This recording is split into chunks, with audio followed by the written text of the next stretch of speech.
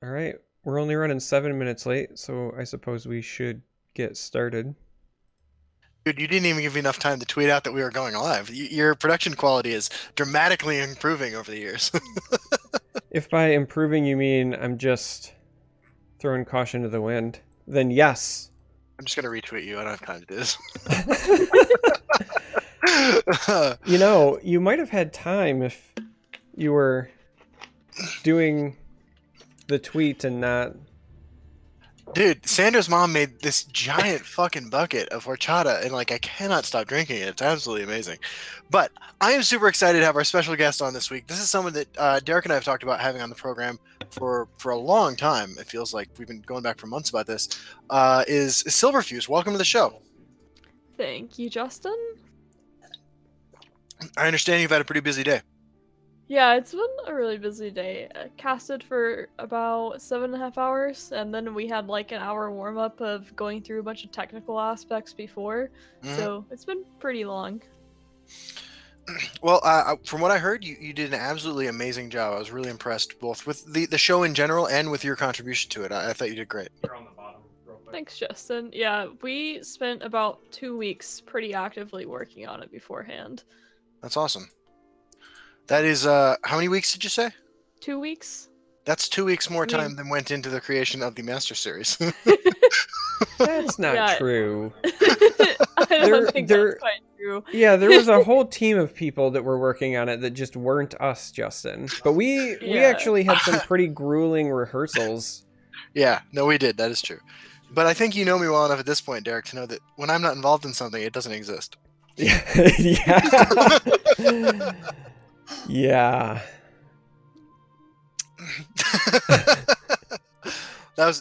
See, in Justin Fantasyland, that long pause was you going, yeah, Justin's a really good guy. Yep, nope, that was pretty much it.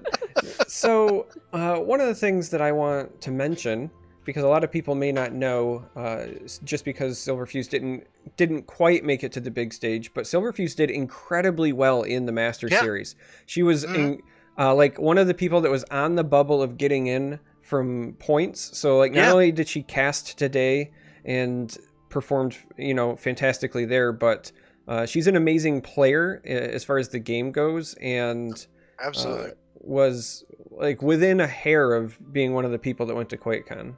I remember as you and I would fly in on Fridays or Saturdays, like we'd be updating constantly the standings on that website that doesn't work on mobile, and like we would talk back and forth, and we were both tracking your points because we were both rooting for you. We were really hoping we'd be able to hang out in Texas. Yeah, I was really close. I was 2 points off, and it was the point where like one card would have made a difference, but that's just how it goes. Which card was it?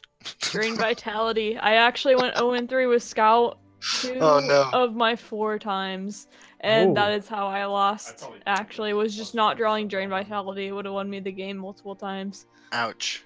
It was always against all aggro lineups that I lost to, where I didn't draw DB. Okay. I see, by the way, and usually we don't get too involved with chat at this point in the show, but I see that your biggest fan, Shunara, has actually joined us. I was wondering if maybe I was wondering if maybe you had a couple things you wanted to say about Shunara. Well, first off, you need to ban him from the channel. But anyways, just so people do know, ban Shunara always is a joke. I have a lot of respect for Shunara. He does so much in the community. He's a great mod, and he's really a great person.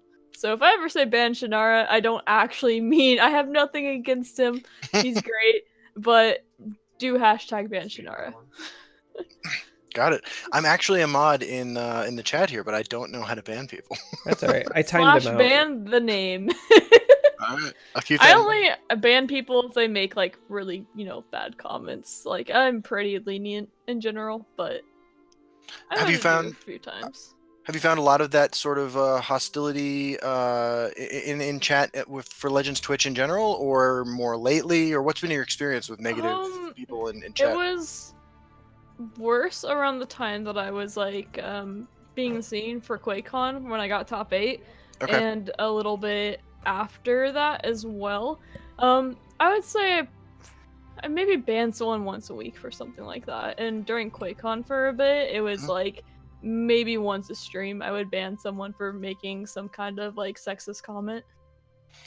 You know, that's the issue, right? Like the sexism. Like that's what it's always sexist. It's never like it's either sexual or sexist. It's one of those two. It's nothing else. That's exactly why I ban people from my chat as well.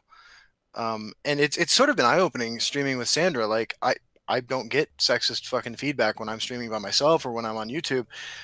But she gets some pretty hostile shit every now and then, and you know, all kidding aside, I actually do know how to ban people.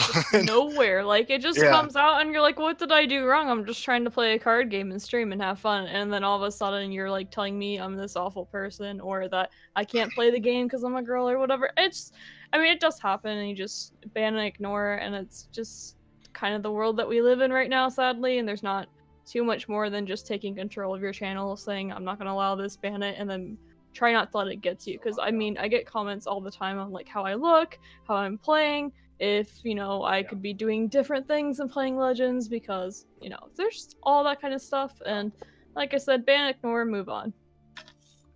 Well, I think that your gameplay since you started playing really has really kind of spoken for itself, right? Like consistently finishing well in everything you've applied yourself to. You're one of the most, and this is something that Derek and I were saying like while we casted the Master Series qualifiers, is that you're just consistently this like really top, you know, high finishing player. And that's why we were tracking you for your points, because we just assumed you were going to get in because you kept reaching the top, which is something that most people, you know, were like in and out. You know, even the people who qualified like week 3 and 4, a lot of those were people who didn't show up in the top 32 in any of the previous ones. Yeah, the consistency. It was actually funny because the people that I lost to ended up generally doing pretty well. Like I actually lost to Shinestorm my first qualifier that I got 1 point, where he lost the one after that, so he was really close to top 8, and we were both like, "Oh, you almost had Dwemer to top 8," and I was like, "You're gonna get it next time," and stuff. So we cheered each other on ever since we ran into each other, and it was really cool to see him to go to QuakeCon. He was cheering for me still as well, but I lost to respectable players, and although it was like hard because it was like I played really, really well during that time, I would say. Like, it's a lot different when you're not playing on stream and your only focus is just the game. And I think people forget that a lot, is that the game when you stream versus the game where you're just sitting in your own little world are two very different things when you're trying to explain what's going on, talk to your chat. I mean, there's a lot of multitasking that goes on. So I feel like I played pretty strong, and then after that I had recorded all my videos and I looked over them with other top players in the game, and I was like, hey, like I actually went through all my scout games with Please Don't Hack Me. I was like, could I have done anything else here to win the game? He was like, 2 of them, he was like, nope, no chance at all. 1, he said, well, you might have been able to do this, but it was still unlikely. So like part of that I felt better because there wasn't anything like, oh, if you would have done this, you would have just won here. But at the same time I was like, dang it, I couldn't have done anything there either. I mean, as far as like reasons to lose, I think normal variants might be the best, right? Yeah, I mean, I think I would have felt a lot worse if it was like, oh, if you would have, you know, played this, you know, the Bromance here and then done this, like you just completely missed this. I would have felt pretty bad about that, but at the same time, it's something to learn from. So there's pros and cons to it, I would say. Cool.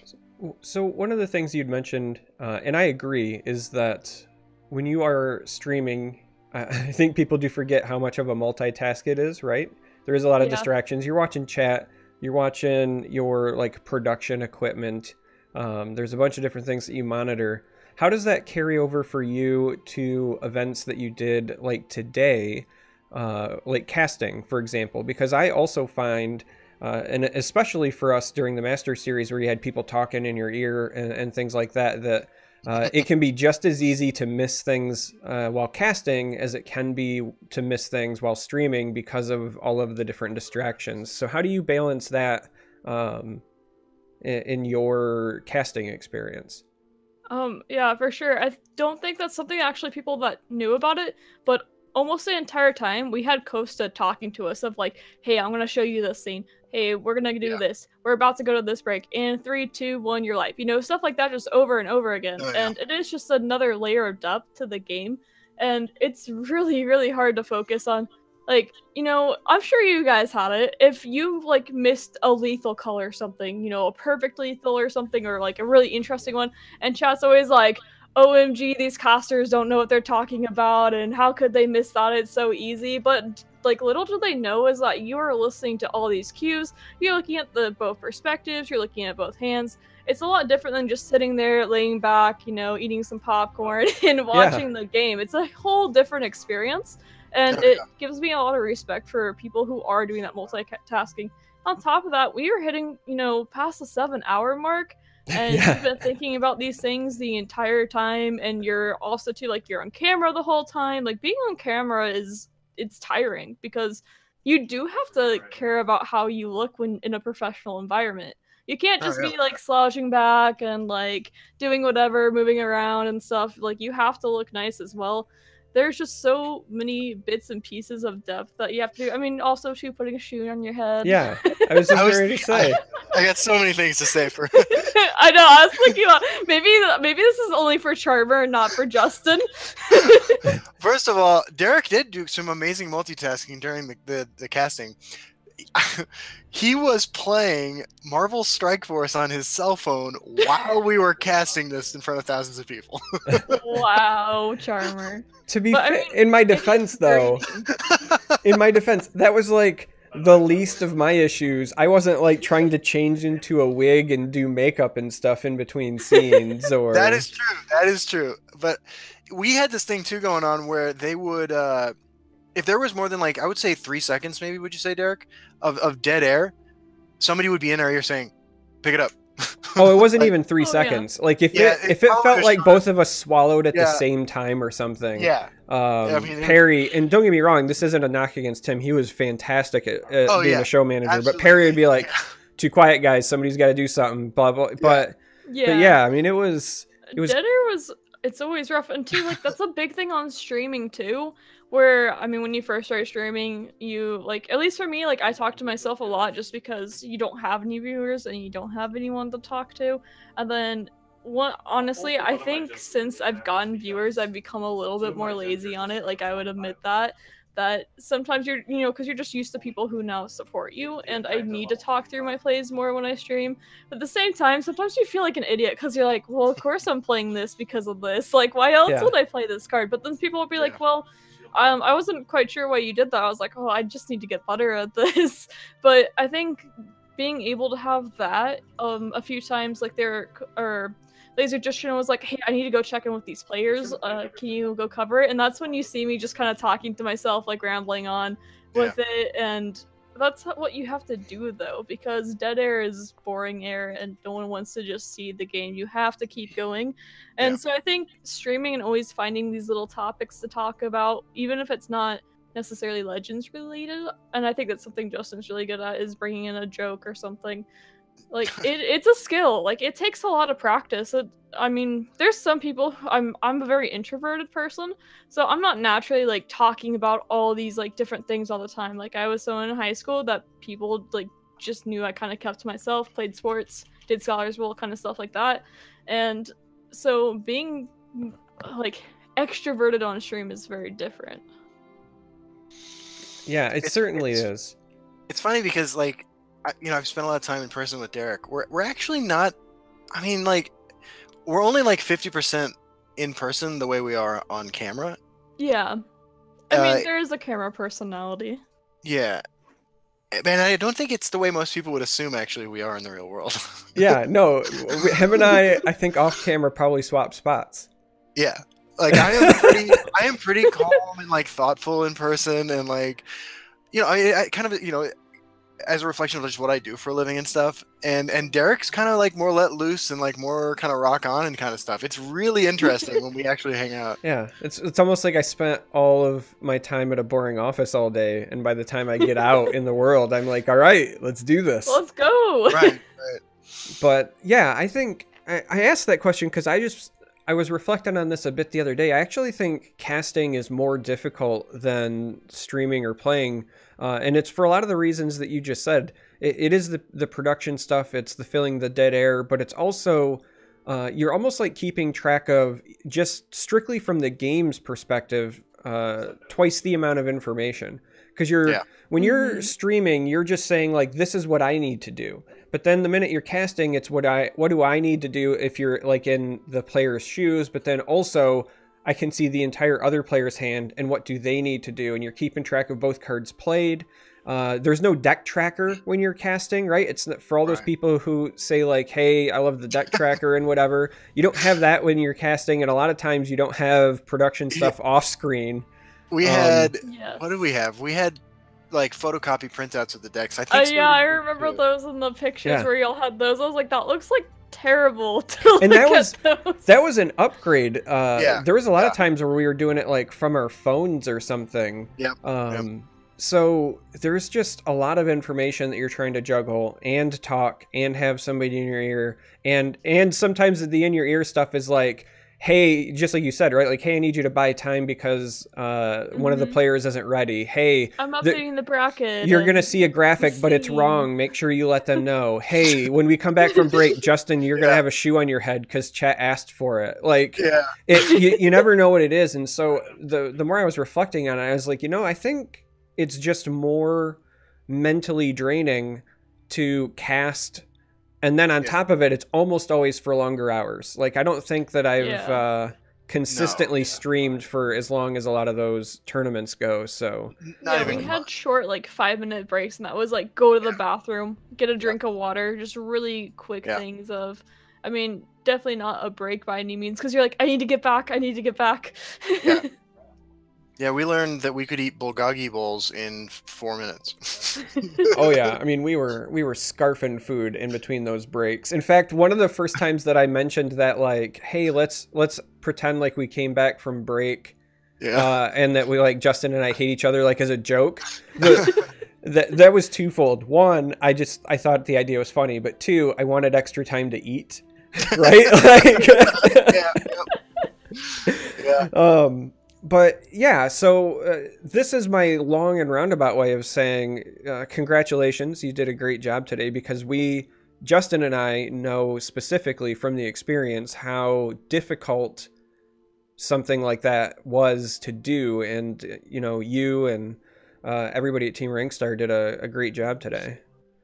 Yeah, it was a lot of work was put into it. We've spent a lot of time. We did, like, backgrounds of all the players, how they qualified, all the graphics were made by Sodeus. Like, he did so much there too, Costa, and then Lateralis. I mean, just everyone put in so much work and effort, and we were all really happy with the end product. We all felt it was something we were all proud of at the end, which was really important, and we're all really excited about it too. So we're excited for the ones in the future. I think the next one's going to be in January. I don't know if I'll be casting it or not. There's a chance. It sounds like we're going to try to do a little bit more rotations, just because they felt like, Laser and I did great, but I would say our energy was down toward the end, just because it's a long time, and it's really mentally draining to do that many games. If we had more control lineups too, we would have been done maybe 2 hours later. Yeah. Speaking of rotations, so when we did the finals, obviously, they introduced a new dynamic to Justin and I, where we were rotating people, which in many ways was kind of like breaking up our casting rhythm. And then we also had a third person on the desk. And as we were talking about that whole dead air thing, when you have 3 people on the desk, at least in my experience, it was not so much dead air that was a problem as it was trying to find the right time to step in. Yeah, I was waiting for your turn to speak. Right. Yeah. So in the finals, we actually added Costa to it, and I do think having 3 people's perspectives was really good, but then your roles change again all of a sudden. Because we went from, I was the analyst, and Laser was the play-by-play, and now we have Costa in there too, who also usually does play-by-play. So they often were play-by-playing, and I honestly didn't have too much time to analyze things too quickly. On top of that, we had 2 aggro matchups, so there was a little bit less thinking on some of the turns, I would say. Not saying that aggro's brain dead or anything like that, but there's a little less thinking, so it went a little bit quicker. It went a little bit quicker, so there wasn't as much time to talk about the plays being made and the decisions, I would say. Where I think with some of the control matchups, you can tell, you can be like, oh, or really if the player is taking longer, then you have more time to talk about the different potential plays, where at some cases we didn't, but that was also okay because we didn't really have too much dead air. I think we did pretty well with that overall. But I can definitely see, we talked about bringing Costa in earlier too, but the reason was we were afraid of that dynamic being thrown off since Laser and I we've casted in Warp Meta together. I've casted with Costa in Warp Meta too, but we had never done 3 before. So we were a little bit worried about how that would go. So we ended up doing on the final after we announced the new card. Yeah, all the people that we were sharing desks with at the finals I thought were great. It wasn't necessarily their dynamic or who they were or anything that was necessarily throwing me as much as it just was. It's really hard to figure out, like, when is it, like, my time to speak? Because when there's 2, it's so conversational. Like, if somebody takes that pause, you know. Or Justin and I had even worked out, like, mini hand signals when we were doing it in the studio in LA. And then when you go to that 3-person desk and, like, not everyone is even in your field of vision because of the way they had us sitting. Like, one person's, like, in a blind spot. There was just a lot more there. And so I wished that we had slightly more time for rehearsal just so I could work that kind of like kink out of my head. But yeah.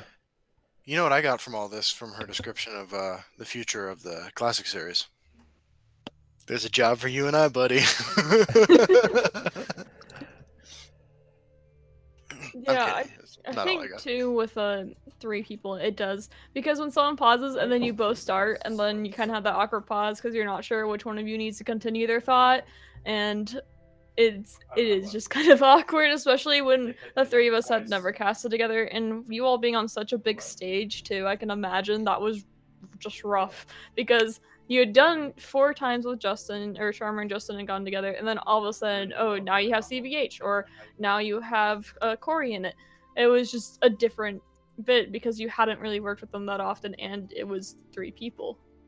Yeah, and you're trying to mesh roles. Again, the people themselves were great. Like, everybody was wonderful, but much like you were talking about with having the double play-by-play on your desk, when it was, for example, like CVH, myself, and Raptor, we're all like very traditional analytical people, right? Like, those are the things that we like to do. We like to analyze, plays and power levels and whatever. And so we're probably the most alike, whereas like Corey and Justin are, not to say that they're not analytical, but they're more like flavor, right? So like when it's a Justin and Corey desk, it's most awesome. Like, at least I knew what my role was.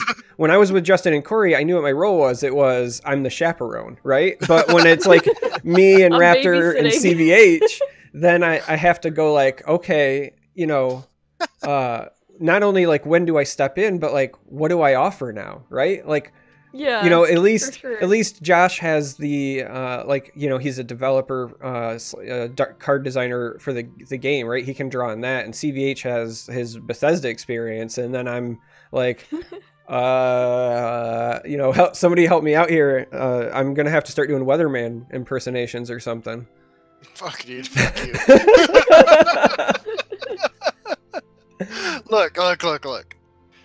That was terrible. I'll admit it. It was absolutely atrocious, and I knew it wasn't funny like the second I started doing it. I know. But I was so committed, and I was like, "Can I make?" Because what kind of crippled me was I was thinking to myself, helicopter noises into this microphone. Like I haven't tested. I don't know what they're gonna sound like. So I half-assed it, and then I just lost the commitment, and I just was like, I don't want to be doing this anymore. And like I'm in mid-sentence, so I was like, oh god, fuck. I could see the look. All this went through my head in like 2 seconds. Yeah, I could see it on your face, which is why I kept bringing it up, because every time I mentioned it, I knew that it was like baiting you to do it again. Yeah. Oh jeez, dude, that was so embarrassing. Yeah. I honestly though, aside from that, I think I did pretty well at QuakeCon. I think I did better during the qualifiers though. Derek, I thought you did great at all of them. I think that honestly, what I was doing suffered the most on the 3-person desk. Oh, I thought that was actually your standout moment on the 3-person desk. I feel like Justin has more belief in me than my own mother did. Yeah. So you also got to reveal a card today. God damn it, I can't deal with you tonight. I know you can't. You got to reveal a card today on the stream as well, Silverfuse. So do you want to talk about that for people who may not have seen it? Alright, well, if I remember correctly, it is a 6 Magicka 4/4 wolf, and it's called the Apex Wolf. And what it does, it has Breakthrough and Drain, and when it dies, its last gasp is it gives the top creature of your deck Drain and Breakthrough as well. And it is a yellow card. A willpower card. Justin's so excited he choked. Oh, he might be dying. Justin, no. Justin, no dead air, man. The show must go on. Dude, the horchata is so fucking lit, bro. You can't take the headset off, man. No dead air. Oh, god damn, dude. So yeah, Apex Wolf. Much like she said, 6 cost, 4/4 wolf in willpower. Ow! And Drain, Breakthrough, Last Gasp. Now, one of the things I thought was interesting is it specifically says when it dies, you draw the creature. It's not you draw a card, right? So if you draw a creature, so if you didn't have all actions and you just put an Odaving, which Warriors and I were talking about, Namir's Ring, Odaving, and Apex Wolves. Except I guess you'd only have to run 1 because you might just draw more Apex Wolves. But I was, from the very start, I was like, wow, this would be so much fun if Odaving landed on this card and someone played Conscription. Oh, yeah. I like that idea a lot, but I don't know. I think personally the card doesn't necessarily have a home in current decks. I think for 6 Magicka 4/4, like, I don't see what it would go in, especially when you can't control what that Drain and Breakthrough are going to go on. I think having the draw makes it a lot better than people initially think, just because draw in yellow is quite nice. Some people are talking about the potential of, like, a mid-range spell sword. I think I'm really interested to see what other cards come out before I make too many judgments on it. As of now, I would say, like, I wouldn't see it play in Constructed, but in Arena I could see it being pretty good. But, like I said, gotta see what the other 9 cards are, and then the other expansion as well. I think that this is a top 15, probably, Arena card, like, in the game, personally. It's got Draw, it's got Drain. I think that, and as a 4 toughness creature, it's going to trade favorably with most of the things that land on the board before it at 6 Magicka. I'm huge on this card in Arena. I mean, it's an epic, so it's not going to see a lot of action, but I'm huge on this card in Arena. Constructed, I think this last gasp ability is fascinating. What I like about this card is that it inspires me to try all sorts of horrible ideas, right? Yes, that's what I actually put right away. I was like, oh, this is such a Justin card. Yeah, absolutely. Like, this is, like, I saw this card, and I was like, wow, I can think of, like, off the top of my head, like, a half-dozen creatures that I need to give Breakthrough and Drain to. And that's not even counting, like, actually looking through the collection one by one and thinking, this is another stupid thing I'd like to try with this card. I mean, like, in some ways, this card, like, hits a lot of different, like player demographic points. Maybe not spikes so much, but, like, you know, you have the wolf tribal thing that people are going to build around, you know, now that they have this card to add to it. You've got the animal decks that people are going to look at this card for. You've got the life gain mid-range decks that Monk and Crusader have historically played around with. You have the life gain Monk in general with the monthly reward guard guy that you can curve this guy into. The draw is I think the thing that might push it into constructed playability in some kind of, like, tiered, 4 deck or whatever like that. Just because it does replace itself in like a mid-range, if the meta becomes particularly mid-rangey, the Apex Wolf deck becomes kind of Apex because it's got this huge advantage and it's got Drain on a medium-sized creature. I'm really big on this card from a inspiring me to do things kind of card, which is way more interesting to me than, like, is this a 5/5 for 4? You know what I mean?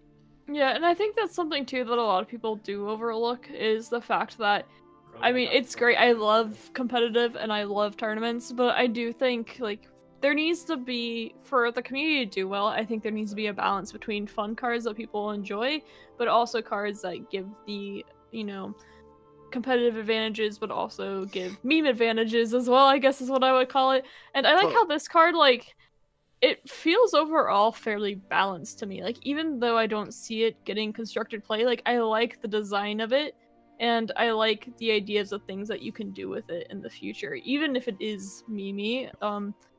I like the design of it in general. And I like the way the designs are going in the new set as what we the 2 cards that I've seen. Yeah, when I look at the card, so the first thing that came to my mind, much like everybody, is like, what do you want the effect to land on? So stuff like Odaving is like super flashy. Even something like Uncano is probably like fun or good enough. But I started trying to think of like, what are the what's the kind of density I would need to pack with my deck to like really make it worthwhile. I think that even giving something like Cradle Crush Giant could be a turnaround play, right? Yeah. I think that given honestly just like any like 4 cost or less creature in a deck that you're running Unstoppable Rage in, because now you're thinking to myself, like, if you're playing against that card, you're thinking, like, what did it possibly land on, and how does that impact, like, my board state if they have whatever the creature is and Unstoppable Rage? Like, let's say you low roll, and it lands on, like, Bruma Profiteer, but that means at 10 now, they can still drop a 3, attack drain creature and potentially wipe my board and gain a ton of health. Like, it changes things. My biggest drawback is that I think that at 6 it competes with too many other cards that either are more impactful at 6 or are cards that I wanted to play after they've got the effect. Like, I really, really wish this card was like a 4/3 that costed 5. Because a lot of times when you're playing Willpower Control, if they haven't played something massive on turn 4 like a Bleak Coast or something that you need to cast into time, when you hit turn 5, you got your cast into time or your javelin and you don't want to play it and you're going like, well, now what do I do? So this costed 5, you could play a proactive thing, and then when it dies, hopefully it draws you that Cradle Crush you want to play on 6, or hopefully when you hit turn 6 you're just playing Ice Storm or whatever anyway. But because this costs 6, it competes with a lot of the other cards that I think are just like, turn 6 is such a huge swing turn in the game that in many ways, I feel like this card is balanced the same way all willpower cards are, which is you print good willpower cards at costs that have everything else good. Like the Last Wolf we got, right? The Last Wolf is a great card, right? The monthly reward card isn't terrible, but it costs 4. Right. It's a very strong card, in fact. But... Yeah, it's a very strong card, but it sees no play because it costs 4, and when you're playing willpower, so does everything else that's good costs 4. So, I really wish this was a different cost. I'm glad you brought up Unstoppable Rage though, because like one of the first like actual decks I plan on building with this is a Crusader Unstoppable Rage deck. Because you could pack a deck where every single creature in your deck is something that's either early game and like let's say you give a Protector of the Innocent drain. That's totally reasonable in a deck that's going to need to fight for the board in the early game in order to blow somebody out in the mid to late game. Yeah. Or cards that you want to give drain and breakthrough to so you can just win the game. Yeah, like Bog Lurcher. Right. Yeah, we were talking about Rage Rotorend and Rage Halalu earlier. Of course it does like compete with like Candy Crush and Necromancer, for example, if you're doing, I guess, more of a mid or a conscription lineup. But I don't know, it could see potential, like even as a 1 of or 2 of. I don't know 3 of if it would get too clunky. I mean, I think that traditionally... It's something to experiment with. Yeah, I think that what you could, like, I know that, well, actually, like, I've worked on, a long time ago, Byrne and I worked on a mid-range, like a Redoran Rage deck, and we had a single copy of Undying Dragon, right? Because there were going to be times where that would win you the game. Yeah, sure. This, I think, in a lot of cases, is just better in that shell, and that's just off the top of my head. I would really like to see, and I'm just throwing this out here, Justin, the potential for some sort of hybrid Unstoppable Rage and Altar deck. Because this card is an Altar of Despair companion, right? Like, you're going to draw cards from it. They're going to enable your game plan. Feels much better if you get it off of an Altar as opposed to having to hardcast it.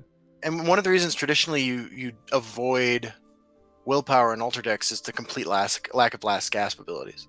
Right. So having a Last Gasp that draws you a creature, and not just a creature, like a powerful creature, or at least a jacked up creature, is potentially great. I agree.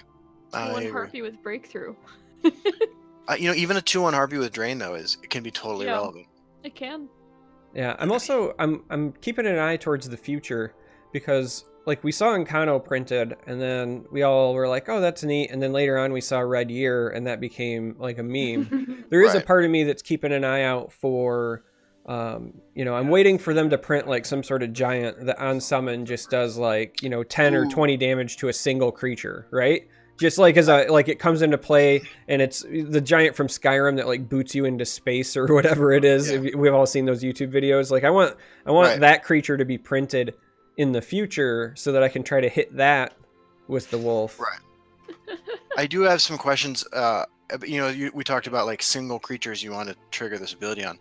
I do have some questions about how this card interacts with Shadowmere.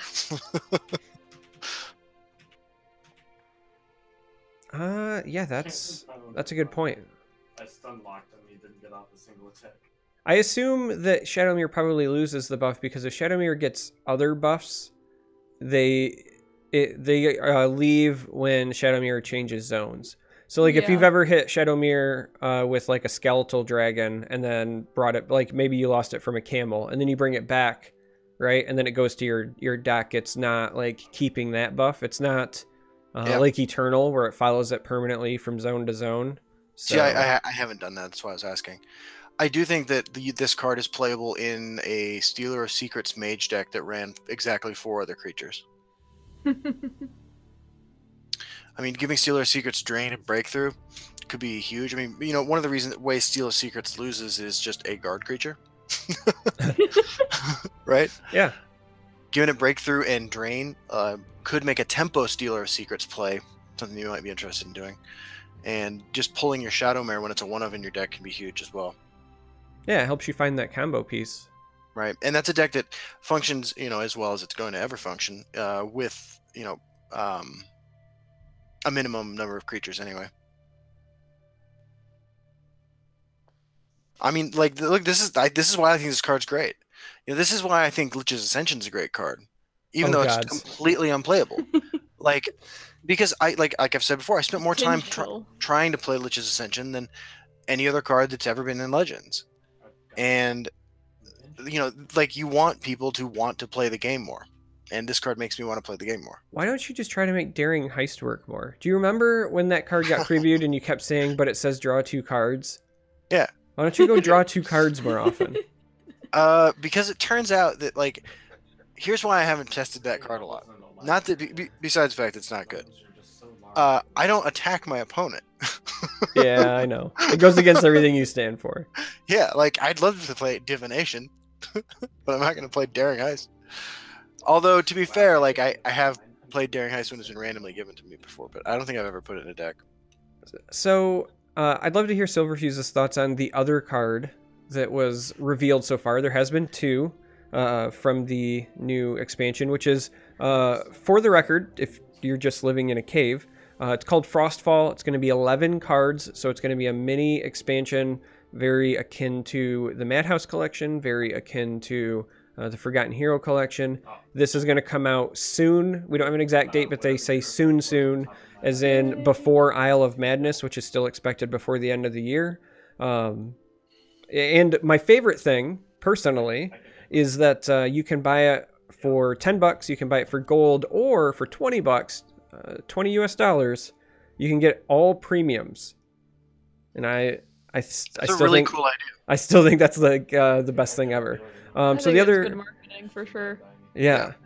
So the other card that was revealed is Piercing Twilight. It's a 4/4 Daedra in Intelligence. It has Guard, and it has a summon ability where when it comes into play, you choose a card in your opponent's discard pile, and then you remove all copies of that card from their deck and from their discard pile. So the hand, just like Cast into Time, the hand is a protected zone, but if it's in their deck or their discard pile, it'll banish it. And so we'll start with Silverfuse, because she's the guest and is also more knowledgeable than we are.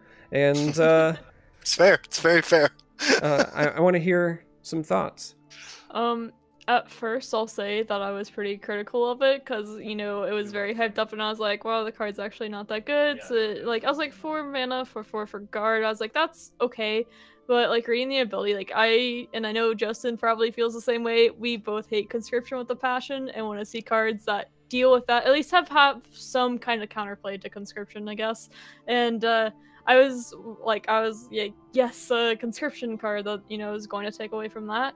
And after reading, I was like, well, I mean, you still have to deal with the conscription and then look at it. But then it was brought up to me that at the same time, you can also just get rid of the early 2-drops from conscription. So say if they play Harpy and then the Harpy dies, then you get rid of Harpy, and then you blink it later, and now you got rid of the Ward Crafter, and then blink it again. Now they have no more Barrow Stalker, and all of a sudden their conscription on 11 has 5 creatures that really don't do that much.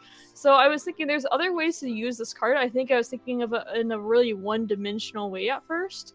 But this card has a lot of opportunity. I mean, I like the idea of a mill deck. Sounds like a lot of fun. Unfortunately, like, I think I would do that in Telvanni, where, I mean, you could play experiments on that card, you could Uprising. Like, there's so many fun things where you could just mill your opponent's deck, especially if it is a conscription deck that's played all these 2-drops earlier. So like I said, at first I felt like, oh, this card isn't going to see any play, it's not that good, it's not going to do what I want it to do. But after thinking about it, it is a card, kind of like what Justin said, that makes me want to play the game, and I can see it like getting put up as a 1 or 2 of in Tribunal, maybe put in even as a 1 of in Telvanni or something.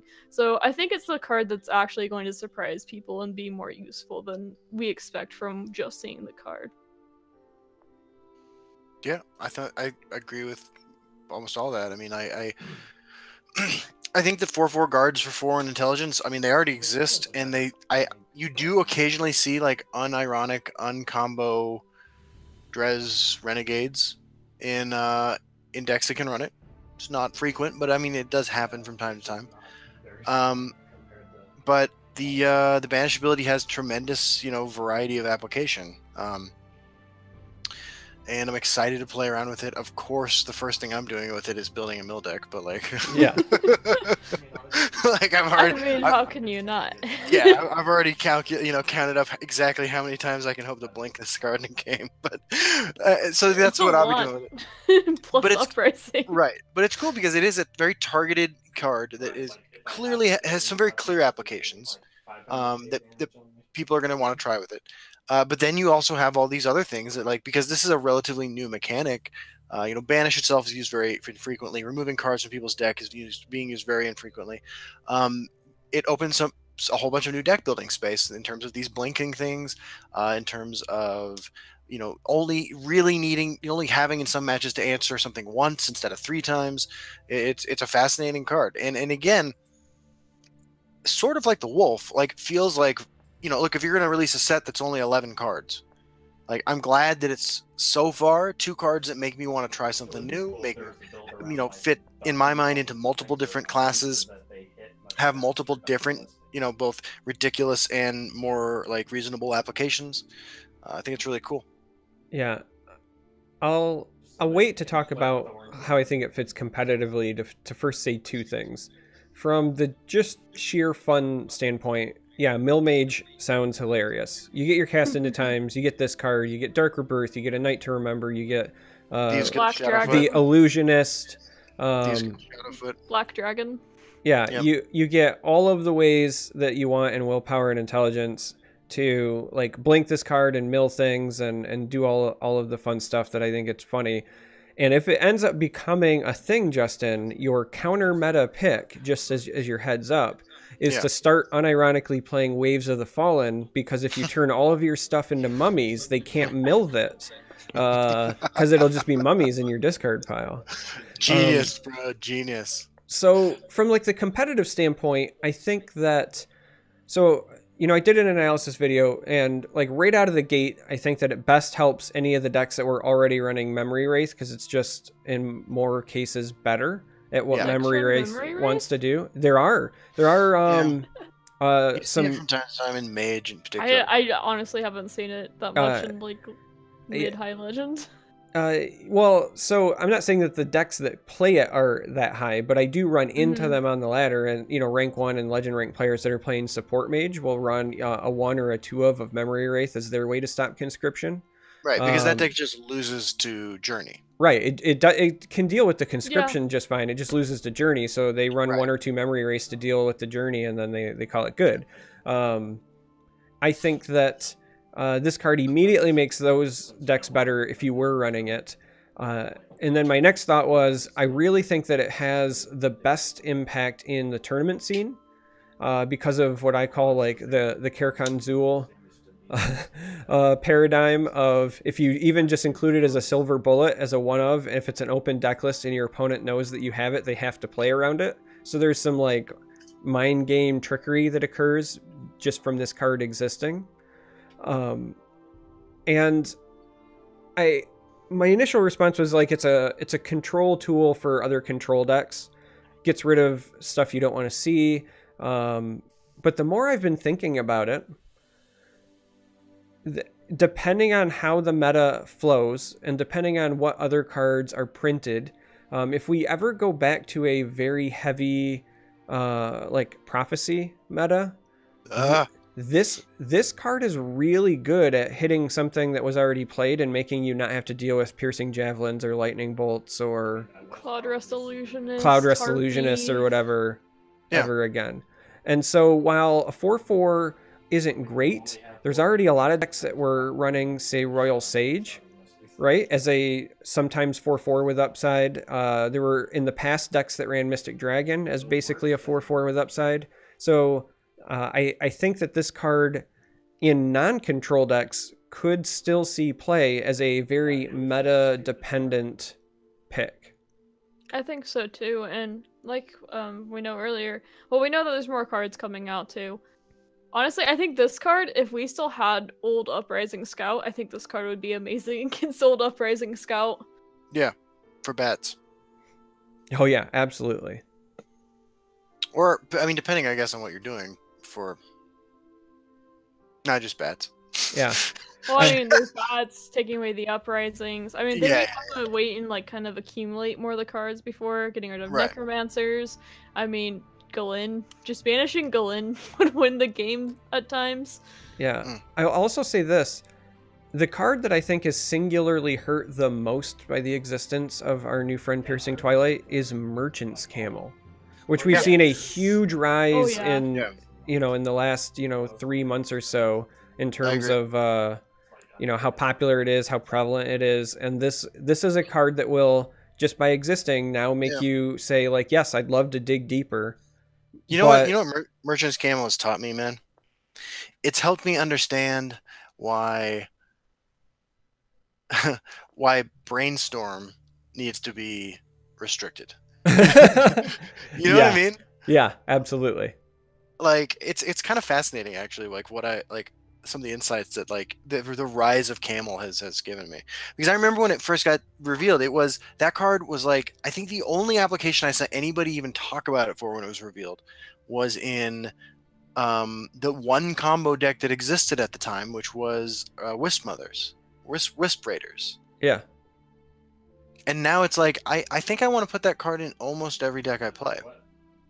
Well, absolutely, because you don't attack anybody. Right. Yeah, exactly. Like, the only downside to Camel before was it being a low-static creature, but at the same time, you gotta dig through your deck. I mean, it was really useful in a lot of ways, but now you have to think more of, what am I throwing away? And do I have another copy in it? Say if I'm playing Nixox combo and I throw away a Path Mage, I need to have another Path Mage in hand to do the regular Nixox combo, although there's a lot of other ones. Same thing if you have Conscription. I mean, there's definitely the arguments for that. It still becomes situational because, it's still 3 cards that are either going in a 50 or a 75 card deck. Yeah. But I do think that allows for more play. Like, you have to, I guess, think about your plays a little bit more and what you discard from Camel a little bit more. I will say, though, like, we see these cards that kind of hurt control, I would say. Well, at least this card, I would say, is more anti-control. Or I'd also like to see some cards that give control a little bit more against aggro, because, like, today, not that I have, like, anything super against aggro, but we had a lot of aggro in the tournament today. I mean, everyone pretty much brought Warrior, and I would like to see something that balances that out a little bit more, because, like, Warrior, Halalu, like, they're really strong and they're really good right now, but I feel like control's really pushed out right now in general. And I want to see more things that, like, allow control to be a little bit more viable, I would say. Do you think that conscription decks are control decks? I think when they're played properly, there.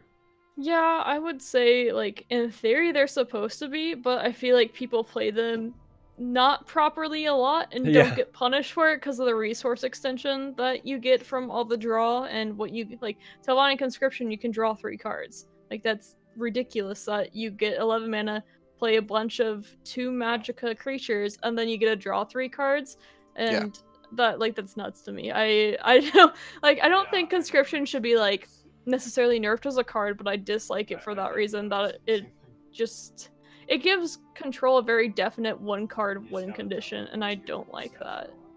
Yeah, that's fair. Yeah, So I would still call it a control deck for sure. I think that people would be more inclined to instantly think of it as control if historically control mage hadn't been a deck, right? Because control mage won 25 minutes into boring your opponents to death. Right. Right.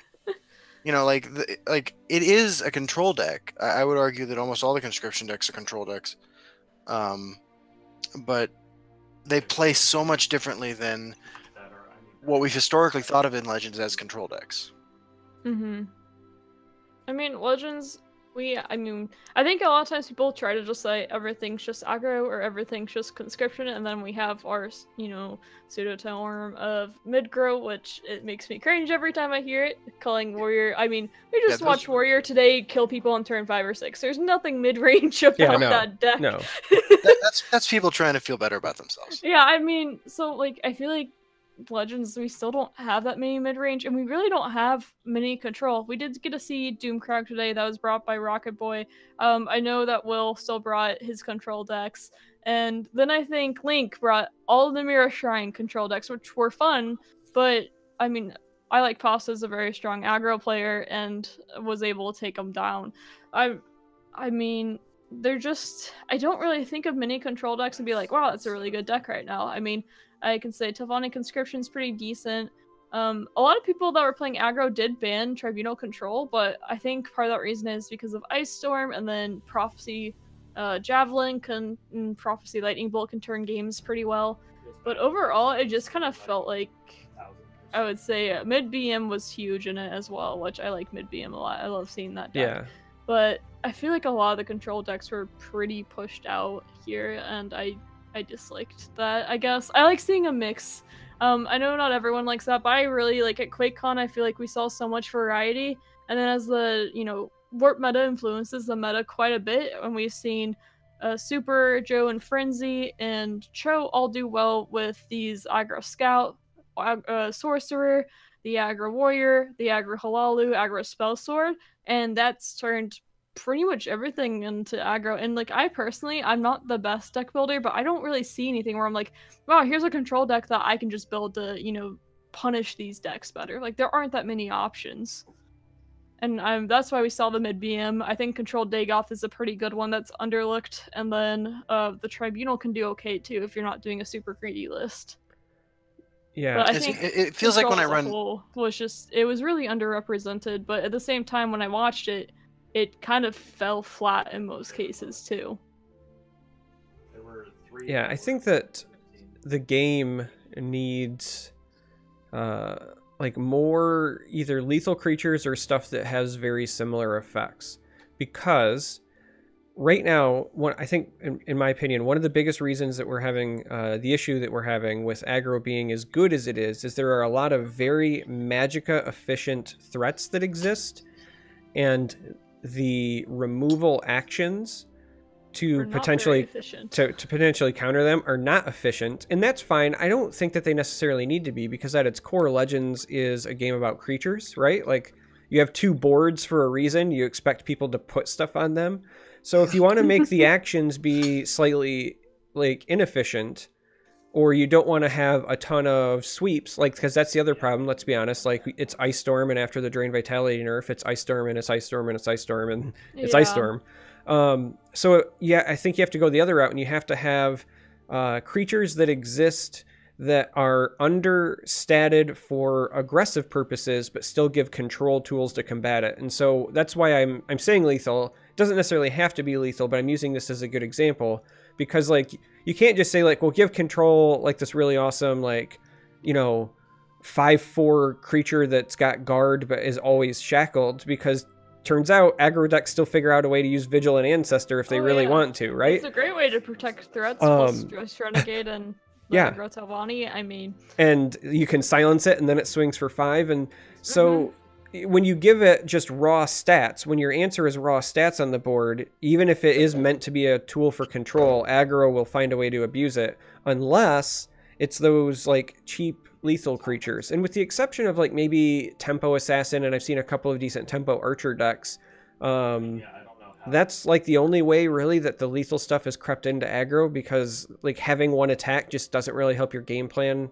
often enough. Yeah, and I think that's something out of the assassin, like that was the idea of that card, and it has done pretty well against things such as like catapult, but at the same time, like it's one creature, it's still a 2-mana 1/2 with like the rally is nice, but it's just not enough. Like I've been playing Uprising Scout a lot this season just because I want to see the deck work, and obviously it doesn't work that well. I think I played well over 100 games with it just because part of it was like, all right, CBH was like, all right, this deck is viable with the DB nerf, and I was like, maybe it is, maybe I'm missing something here. And after playing it a lot, I was like, all right, it's still, even with the assassins and stuff, it's still not quite there. I'd like to see the deck to be a little bit better, but not quite there. And CBH actually beat me with freaking Goblin Monk when I played against him. I was like, there's nothing I can do as Scout. Like, you can't high roll to win anymore, which I dislike that. Like, I personally don't like the DV nerf. I think adding a little extra magicka to it would have been a better nerf, and still maybe we would see like a more balanced meta right now too. I can't say so for sure because we don't have it. You know, Derek, I have to go back to something you said earlier and turn this around about, make sure it's about me again. You mentioned that this is a game about creatures. I want to point out that I one season hit Legend with a deck that had no creatures in it, from rank 5 all the way to Legend. I mean, just because you can doesn't mean that that's not at its core what the game's philosophy and identity is about, is what I'm saying, right? There's always an exception to a rule, but the rule is... No, I agree with you. I agree with you. Yeah, and so like, I would even go as far as to say, you know, what is it? Deepwood Trapper, right? Is like a card that I've always really liked because it's... I agree. It's, you know, it's not super great necessarily right now, but it has that same philosophy. Low attack, defensive stats, right? So if we saw more cards like that maybe were a little bit bigger, or even just more cards... Which is also used in aggro. Yeah, right? But it's like, been used in Halalu and Scout. You know, more cards that can kind of help you stall the game to the point where your inefficient removal then does matter, then I'm okay with that, just because you're still playing creatures, right? Like, I think at the end of the day, you should be incentivized at some point to play some creatures. But yeah, I mean, the lack of efficient sweeps is a big one, right? Yeah, I agree. Yeah, I agree as well. How do you feel about an efficient sweep in a color other than blue or yellow? I think that red's potentially got home for it.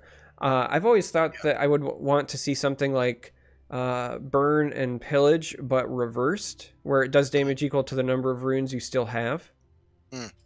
Ooh, that would be kind of fun. Right? Wait, we talked about this like a year ago, I feel like. Probably. I've talked to you about so many card ideas that it's hard to keep track of. That's fair. But yeah, I think that there's room for sweeps to exist in other attributes for sure. And I think that there's different ways to approach it.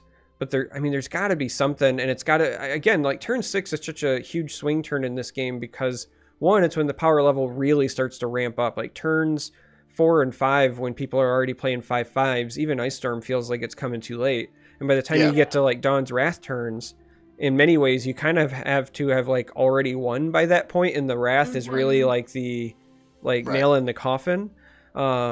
I can't even like unironically suggest Waves of the Fallen, because that's still at turn 8. You know what I mean? I think something needs to exist, even if it's smaller scale, in that 4 or 5 range, to and it has to be an effective or efficient removal, because there is cards like Firestorm that exist, but the reason Firestorm doesn't ever see play is because when my opponent's playing the Black Dragon and Bleak Coast Trolls, doing 2 damage doesn't do me any good.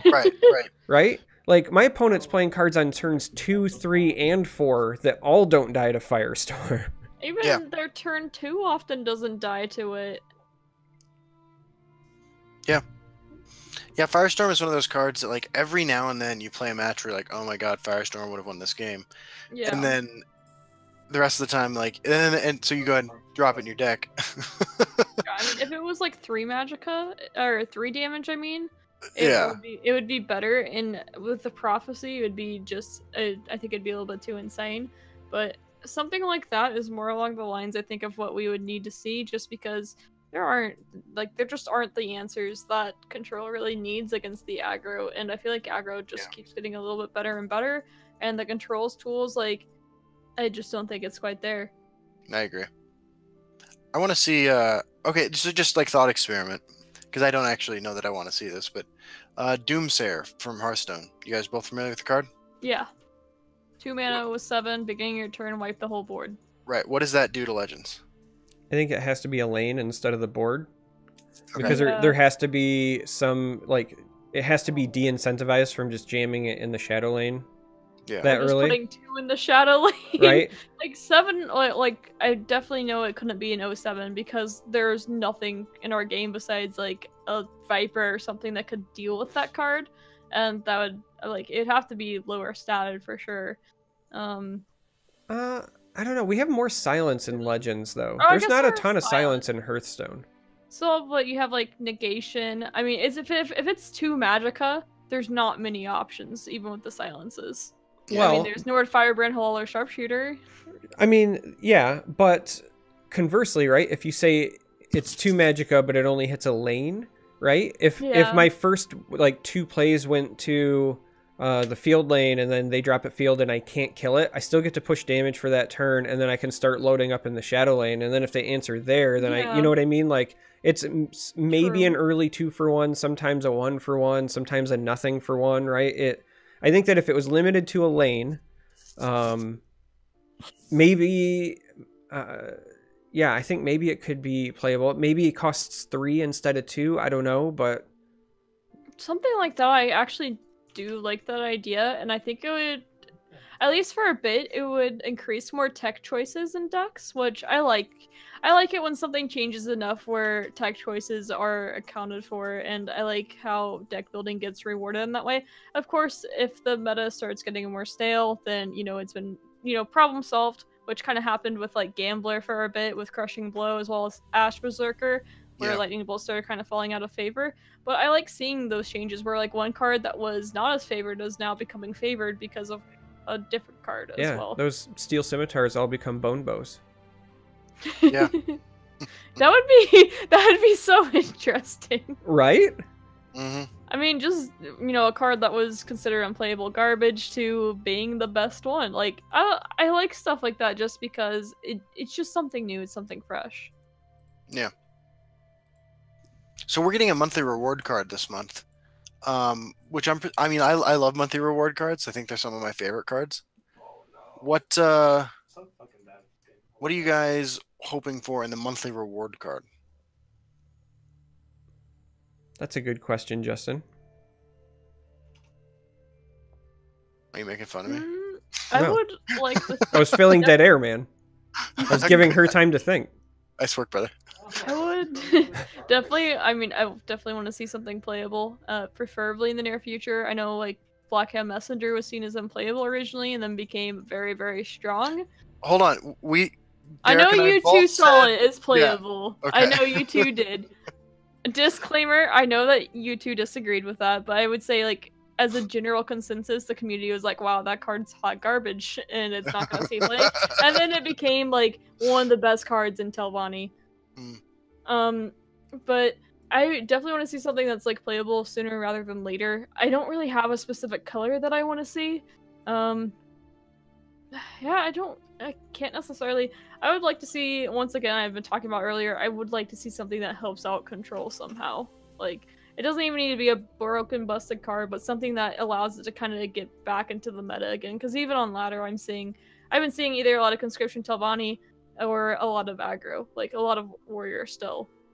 I want to see something that is in the Archer class, because we haven't seen it. and I also want to see it support control in some way to give me an excuse to revisit Rage Halalu Archer. control, revisit Rage Archer, revisit I would love Dagoth to see control. those again. I would absolutely love to see like a control base, like Rage deck, creature base. Like that would be a lot of fun to me. It Yeah. would be nice to see that kind of like, and I think that would be something that would balance out the aggro and control a little bit more. Like, I don't even need to see spell-based control. I am very fine with seeing more creature-based control as well. Just things that help that up, how I'm really in favor in. Yeah, just give me a were giant. Right? It's got drain, it does damage when it enters play. I need a were giant. And it has prophecy too. Sure, why not? I think we need some more orc cards. PDMZ's in here. Legit, He likes that idea. I mean, well, one was already announced, sort of. Not exactly, but they said like, oh, you know, we're gonna do these more themed cards such as orcs. So I'm assuming we're getting some kind of orc card. What exactly did they say? They said something about there being an orc, but that was about it. I just hope... they more or less said orc. They never said class. They never said what it's gonna do, if it's playable or anything like that, Justin. Yeah. Or at least publicly. I hope it's I only something know that I public. can endure. I it would be cool if it was endurable. I just really hope that it's not something that's like really annoying and boisterous and... I bet orc fans should probably tune into my stream this week.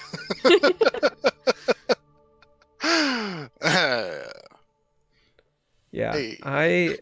I would love to see something in Archer, and I would like to see it support control and maybe be on the cusp of being like definitely control based, but like a possible tech choice if you wanted to include it in like certain mid-range strategies, right? Like, not saying Alina, but something like an Alina, right? Where like it's mostly a control card, but every now and then you might see a mid-range play it as like a tempo play or something. I think that would be nice to see this month.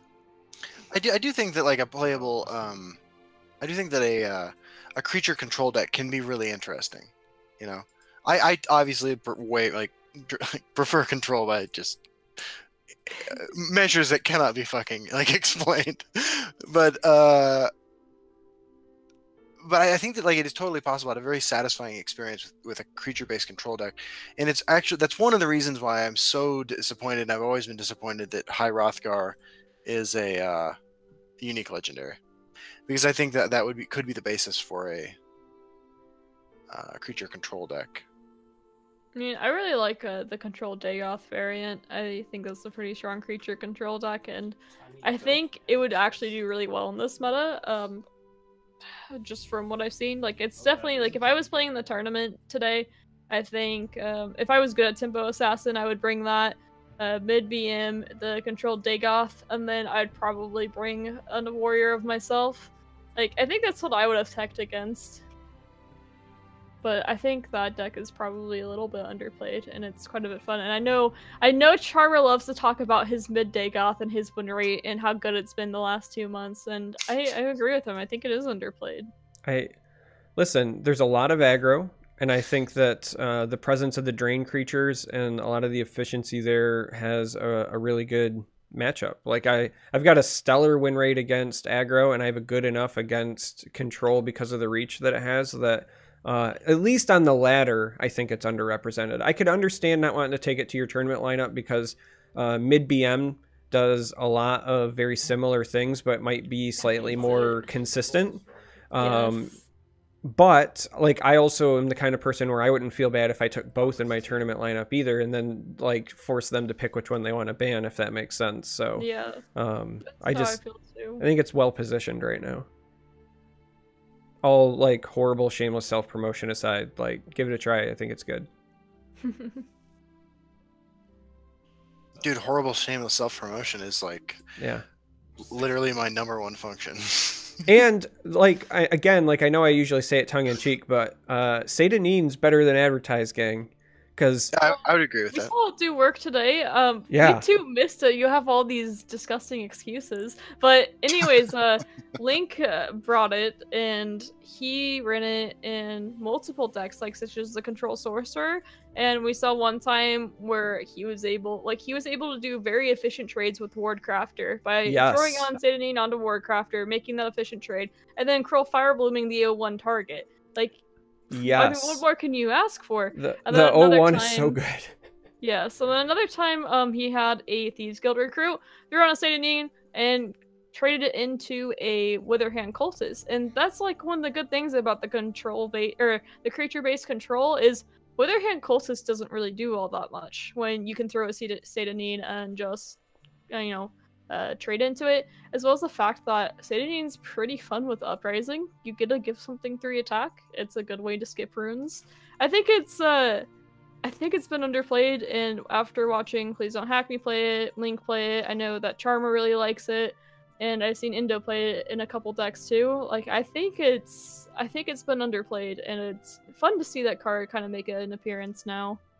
I agree. Yeah, there's nothing more satisfying in my mind than like when you're trying to fight for control of the field lane, especially if you're like playing from behind, right? Like if they got the first play, like they play something and you play your Wardcrafter or your Windkeep Spellsword, and then they play something bigger and you trade with the first thing, and then they slap down like that Bleak Coast Troll or whatever their big bad is, and then you just Satanine your leftover body that had ward and then trade up.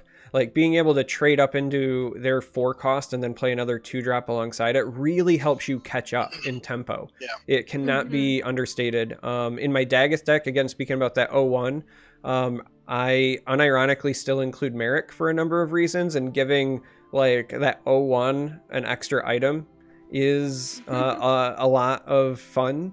But even sometimes just sneaking in like daggers from Crown Quartermaster or tomes from Daggerfall Mage, right? Like toming your 01 to trade into somebody's Fighters Guild recruit to then protect your bigger threats. There's a lot of versatility. The 01 also counts for your Oathman, right? So Daggeth specifically, that 01 that's left behind, even if the creature that had the sword died, will still count. It's really good, and even in non-Daggeth decks, like I'm playing it in Sorcerer now, I've tried it in a couple control decks, much like Silverfuse was saying.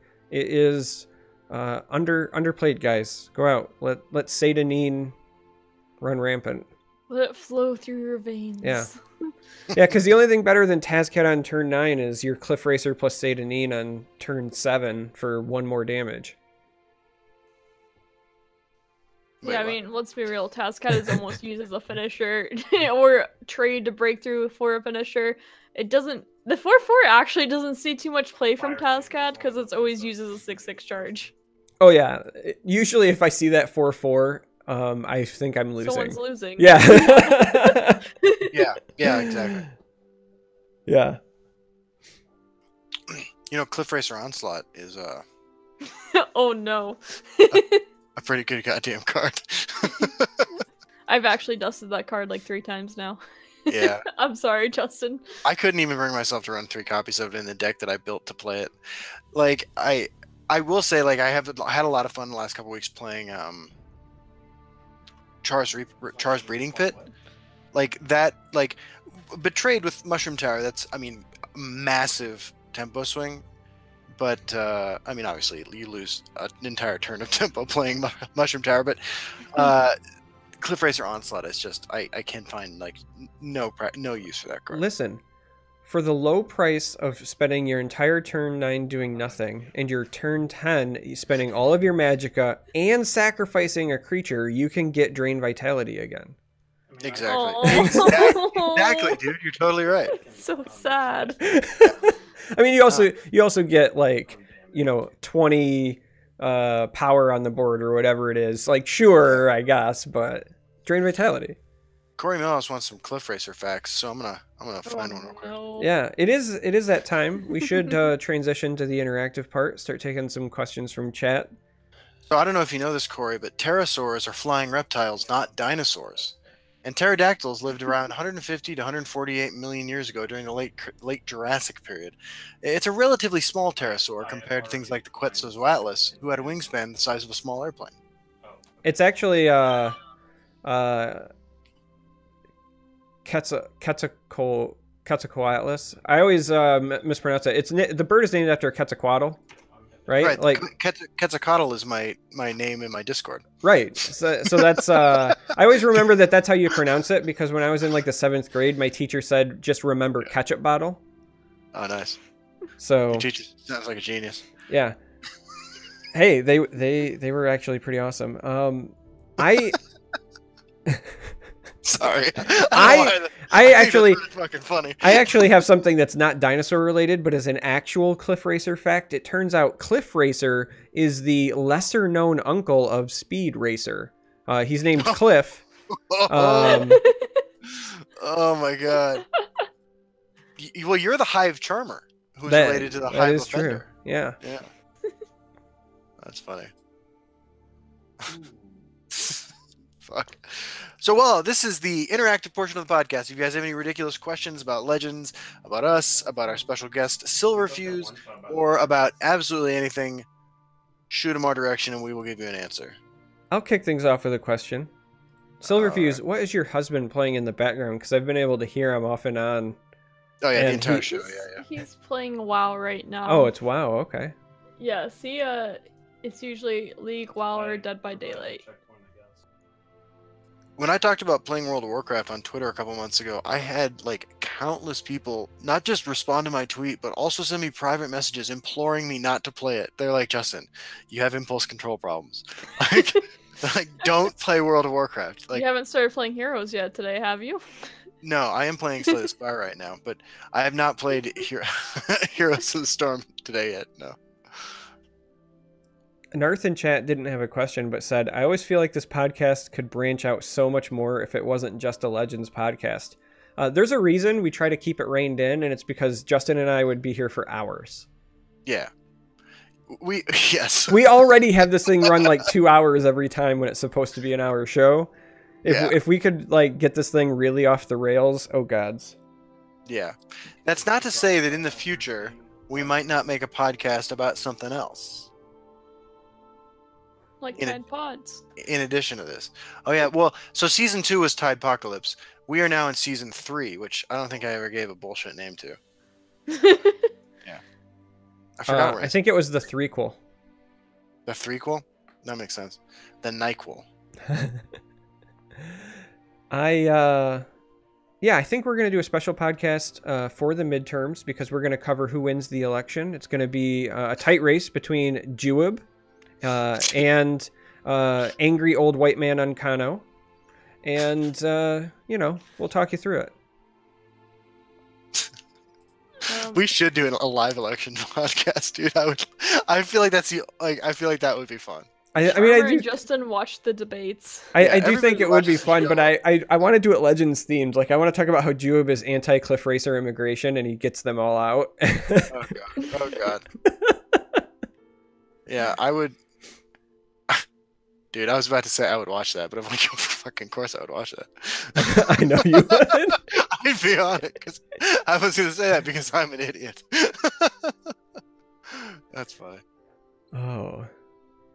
You can talk about how Jarl Bolgriff wants to build that wall. One of the best things I think we ever did was Mystery Science Theater 3000, the E3 conference. Yeah. It just made fun of it the entire time. This is like 2 weeks after we'd been at Bethesda headquarters, and we just spent an hour ripping on all the Bethesda products. Yeah, no big deal. Sorry, guys.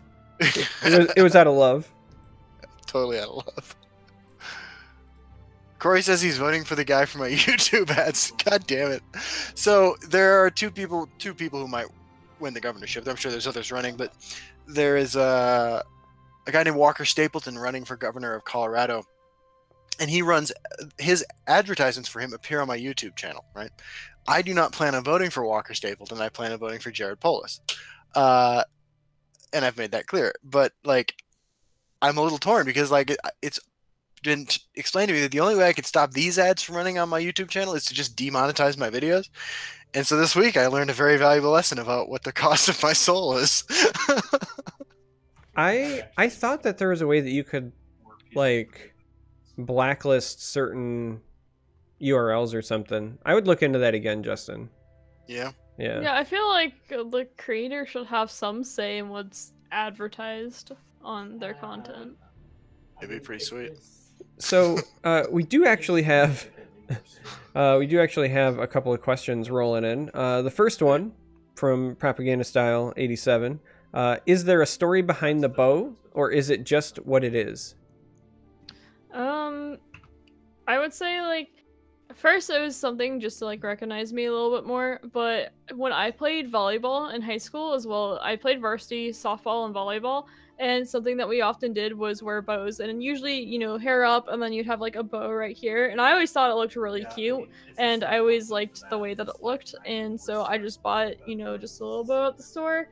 And I actually have multiple colors, but I wear this one because it's silver in Silverfuse. So I just always like the way it looks. I think it's cute. It gives me a little bit more of an identity on the internet when, you know, there's millions of people that are, you know, young women with brown or blonde hair or whatever. So I just liked the way to identify me. Is like some people have been like, oh yeah, you're the girl with the bow. Like that's exactly the reason why I do that, as well as the fact that I like it. Yeah. Where did you get the name Silverfuse? That actually does have a small background to it. Silver was actually because that was the color of my Pinewood Derby card that I won with like in 5th grade.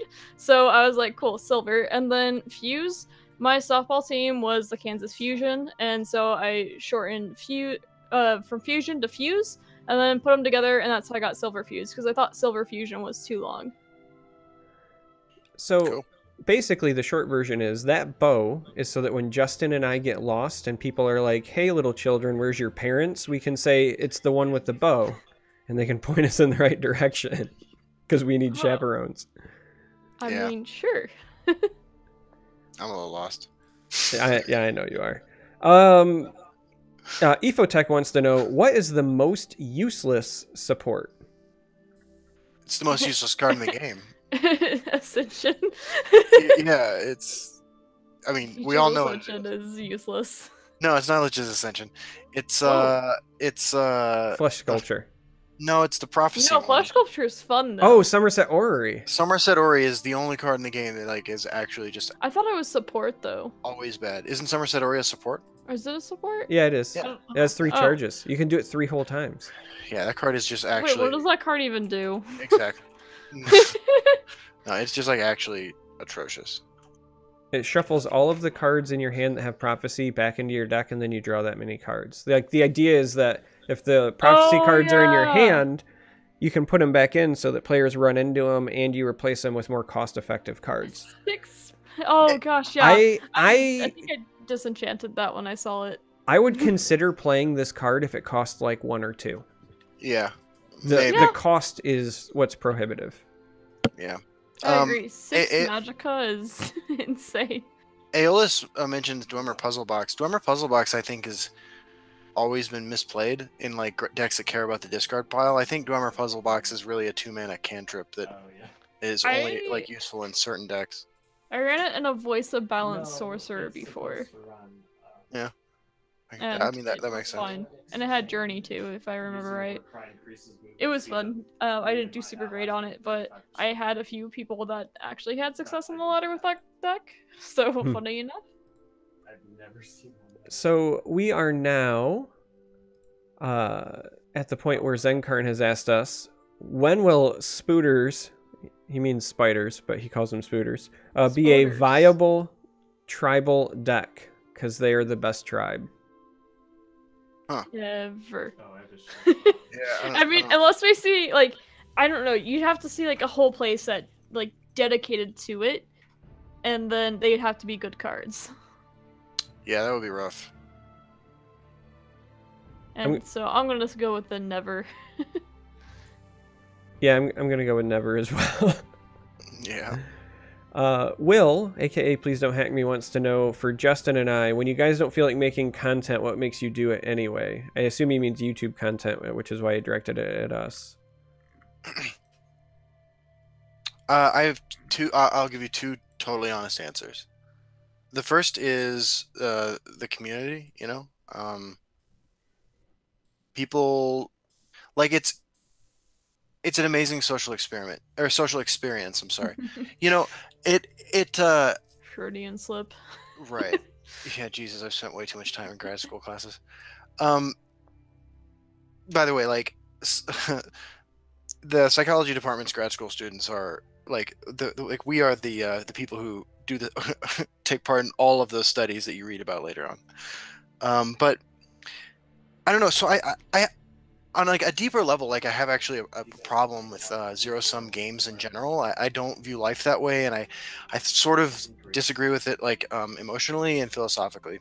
And so I've wondered for a long time, like, how do I justify like my enjoyment, you know, like a visceral enjoyment of playing these sorts of games? And I kind of have come to the conclusion over the couple of years I've been doing Legends content that content creation in itself sort of as an act elevates zero-sum gaming to a communal, like, shared positive experience, because like it's no longer about when I put a video out there on YouTube where I win or lose a game. It's no longer about somebody winning or losing the game. It's about the thousands of us who are, you know, in that moment or in those hours after it's released, having this communal experience. And it takes away what I view as like the inherently like negative and almost dangerous part of like zero sum philosophy from gaming, which is in my opinion like easily the worst part of it. It makes it a collaborative thing. It makes it a growth experience and something that, like, we can all do together and enjoy. And so I think that that's a large part of what keeps me doing it, is just the idea that, like, I mean, like, I don't think I'm any more important than any of the other people who are watching the videos that I make. Like, but together we're sharing this experience, and in some level, it's making us all better people. And I said I was going to be totally honest. So the other totally honest part of it is that the YouTube channel makes a lot of money. All right. Since Justin was so honest, I'll be honest. I suffer from crippling emotional depression most of the time, and when I don't feel like making it, I just don't, which is why sometimes my YouTube channel will go 5 days without videos, and sometimes I'll go 5 to 7 days without streaming, because I just stop existing. Yeah, that's definitely hard at times. I know the question wasn't necessarily directed at me, but keeping motivation for streaming and content creation, like, people are always just like, oh, you just sit in front of a computer and talk to people, or you talk to a camera or whatever. But it's really a lot more than that, because you are focusing on entertaining people, getting conversations going, trying out new things, giving unique and original thoughts at times. And it's a lot different when, you know, like, it's a lot different than just when I play by myself. I'm not talking to myself the whole time like I am when I'm streaming. And I'm trying to get more into YouTube content, as Justin saw my band Shannara video. It's cringy and it's awful, but No, it's great. it's things like that where I think doing it for, like, it's for yourself, it's for the community. And like I said, I mean, also too, if, you know, if we don't do it, then who else does? Like, I guess there's so many reasons for it, and motivation is hard at times, especially, like, I also struggle with some of the emotional parts of it as well, where it's really hard to push start streaming some days. And I try to have the rule where I don't do it unless I'm really, like, feeling up to it and knowing that I'm gonna be able to, you know, give 110%. But sometimes, like, if I were to do that, I'm not gonna stream for 2 weeks, and you can't really afford to do that as a streamer, because Twitch audience is pretty fickle, and there's other people that, you know, they can go and see and go and watch. So it's something that you do have to push yourself at times to keep going on with that content and being your positive and, like, energetic self. And it is rough. To clarify, like, Alvin Ziggy's asking if I'm saying that games are an escape from reality. No, I think that at their best, like, in the, you know, post-social media world, like, gaming is, like, embracing, like, all the best parts of, like, communal, like, living that we no longer have, right? It's an opportunity to appreciate an aspect of the world that, like, is increasingly diminished by our busy, disconnected lives. Yeah. I don't game to escape from reality. Like, my channel in my gaming and my online presence is sort of like my self-care from my, like, incredibly stressful job. But it's never an escape. It's more like just appreciating other people's like interpretation of reality, right? It's looking at things through 5,000, 6,000 other people's lens every day as I get their feedback on what I've been doing. I would say when I stream, I wouldn't say that's an escape for reality, but it more or less is my social outlet. I work as a substitute teacher during the week, and obviously I don't have a ton of conversations with younger kids, and a lot of my friends that I was close with have moved to other sides of the country, and I only have, like, a lot of my friendships are online, and I'm completely okay with that. I know that's not enough for everyone. I mean, I obviously have my husband that you've been hearing some. I would say when I want to escape from reality from gaming, which I do use gaming for that at times, I'm playing by myself. I'm not playing on stream. I am listening to some chill music, watching some YouTube, and then I'm just mindlessly playing a game. Either casuals or I'm playing a different game. I don't really play Legends off camera anymore. I do other games for myself. I actually still play a ton of Legends off camera. In the last 2 months, I would dare say I've played more Legends off camera than on. Let me clarify. I don't play on the ladder on my own. I play several arena runs and solo arena runs every week. Yeah. Yeah, I play both. Like, sometimes I haven't been playing arenas much recently, which is funny because I used to be like kind of known for being an arena player, but a lot of that was because I was grinding for cards before QuakeCon and trying to get a collection. I played like 3 arenas a night on stream, and I streamed for over 40 hours a week before QuakeCon, which was pretty nuts.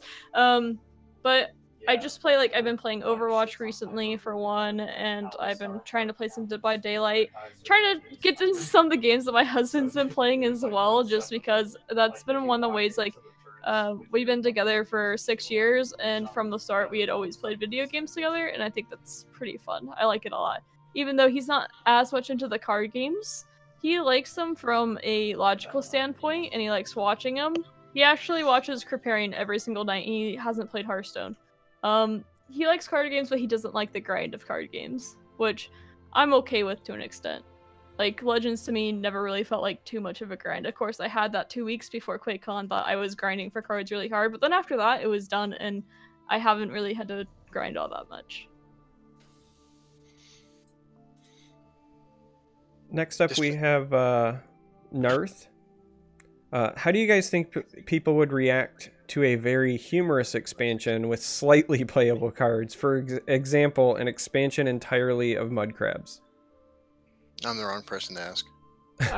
I'll give you the opinion on that.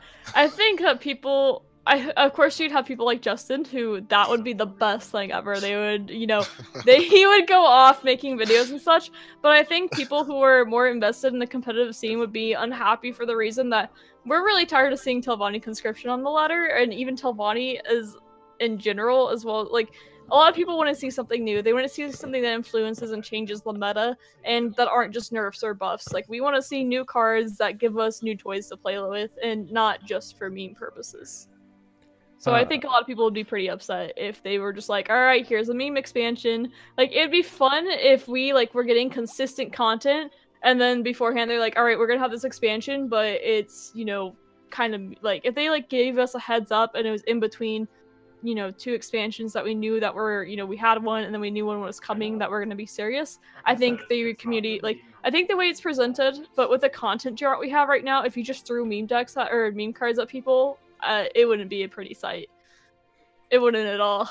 Yeah, I was just about to say it entirely depends on what the content release schedule has been like up until that point. I don't think that the content is the problem. There are a number of players who would love it, and not just Justin. I think a lot of people underestimate how large our player base is in terms of like casual players, how large our player base is in terms of people who like only play on mobile.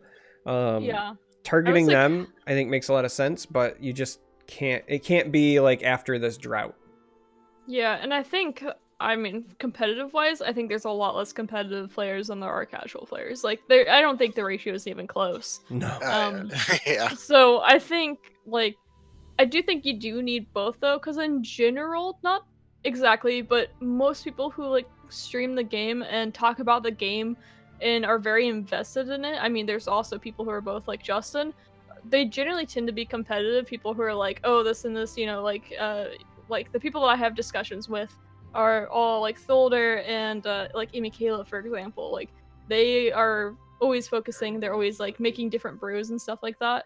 So I think you need to appeal to both groups. And I am totally fine with like, you know, the meme cards, but you have to have things that go for both types of people. You can like, I mean, I guess you could go all casual, but then you start missing out on some of these bigger events like QuakeCon, which I thought that brought so many eyes onto Legends, and it brought so many new players as well, like E3 as well.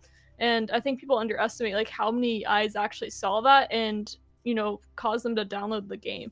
And I think you need events like that and not just only casual. But I could be a little bit biased as someone who likes to play competitively.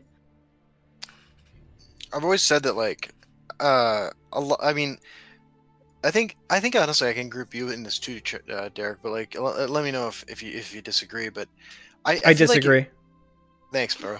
I feel like it might be more accurate to describe like what you and I do, even though we we enjoy different parts of deck building and like different kinds of decks, as sort of like a hyper casual thing, right? Because like we're not competitive players, but we do certainly, like, look, I mean, like we can both tell you the stats on almost every single card in the game, and like we know when everything came out, we know the history of the game, you know, all this stuff. We're just not competitive players, but we're not the casual fan base that most players of every game is. Oh, and to both of you, if you wanted to be competitive players, you could be, and you could be successful at it, I would say. So, like, you still have that background knowledge. I mean, there's a reason why you're able to cast the game. If you didn't have the knowledge, then you couldn't cast the game properly. That reminds me of my favorite feedback that we got before we started casting. Oh, no. Which was Endozoa on Reddit saying that they should have found people who were better at the game to cast the tournament. And I told him, I responded with, I totally understand. I'm brushing up on how Legends works by watching a series of videos called From Loser to Legend. And he, I don't know, like if he just didn't know what was going on, but he's like, those aren't really gonna help. I was like, okay, like I guess I'm done. I don't know if you guys know this or not, but Justin won the very first tournament. I've stopped saying that. I just want to be totally clear. I've stopped saying that. Was it with the all legendary scout, or is that a different thing? It was basically like as close as you could get to that back in the day. Yeah. It. I think that's fair. I think Justin and I could be competitive. My biggest problem is the time investment. A lot of the tournaments just run at times that I can't like compete in them because of my work schedule, or family events or whatever. They're time consuming and they are draining. Yeah, when I can compete, I always sign up for them. In the old Tesla Championship Series ones, the ones that I could compete in, I always felt like I did really well.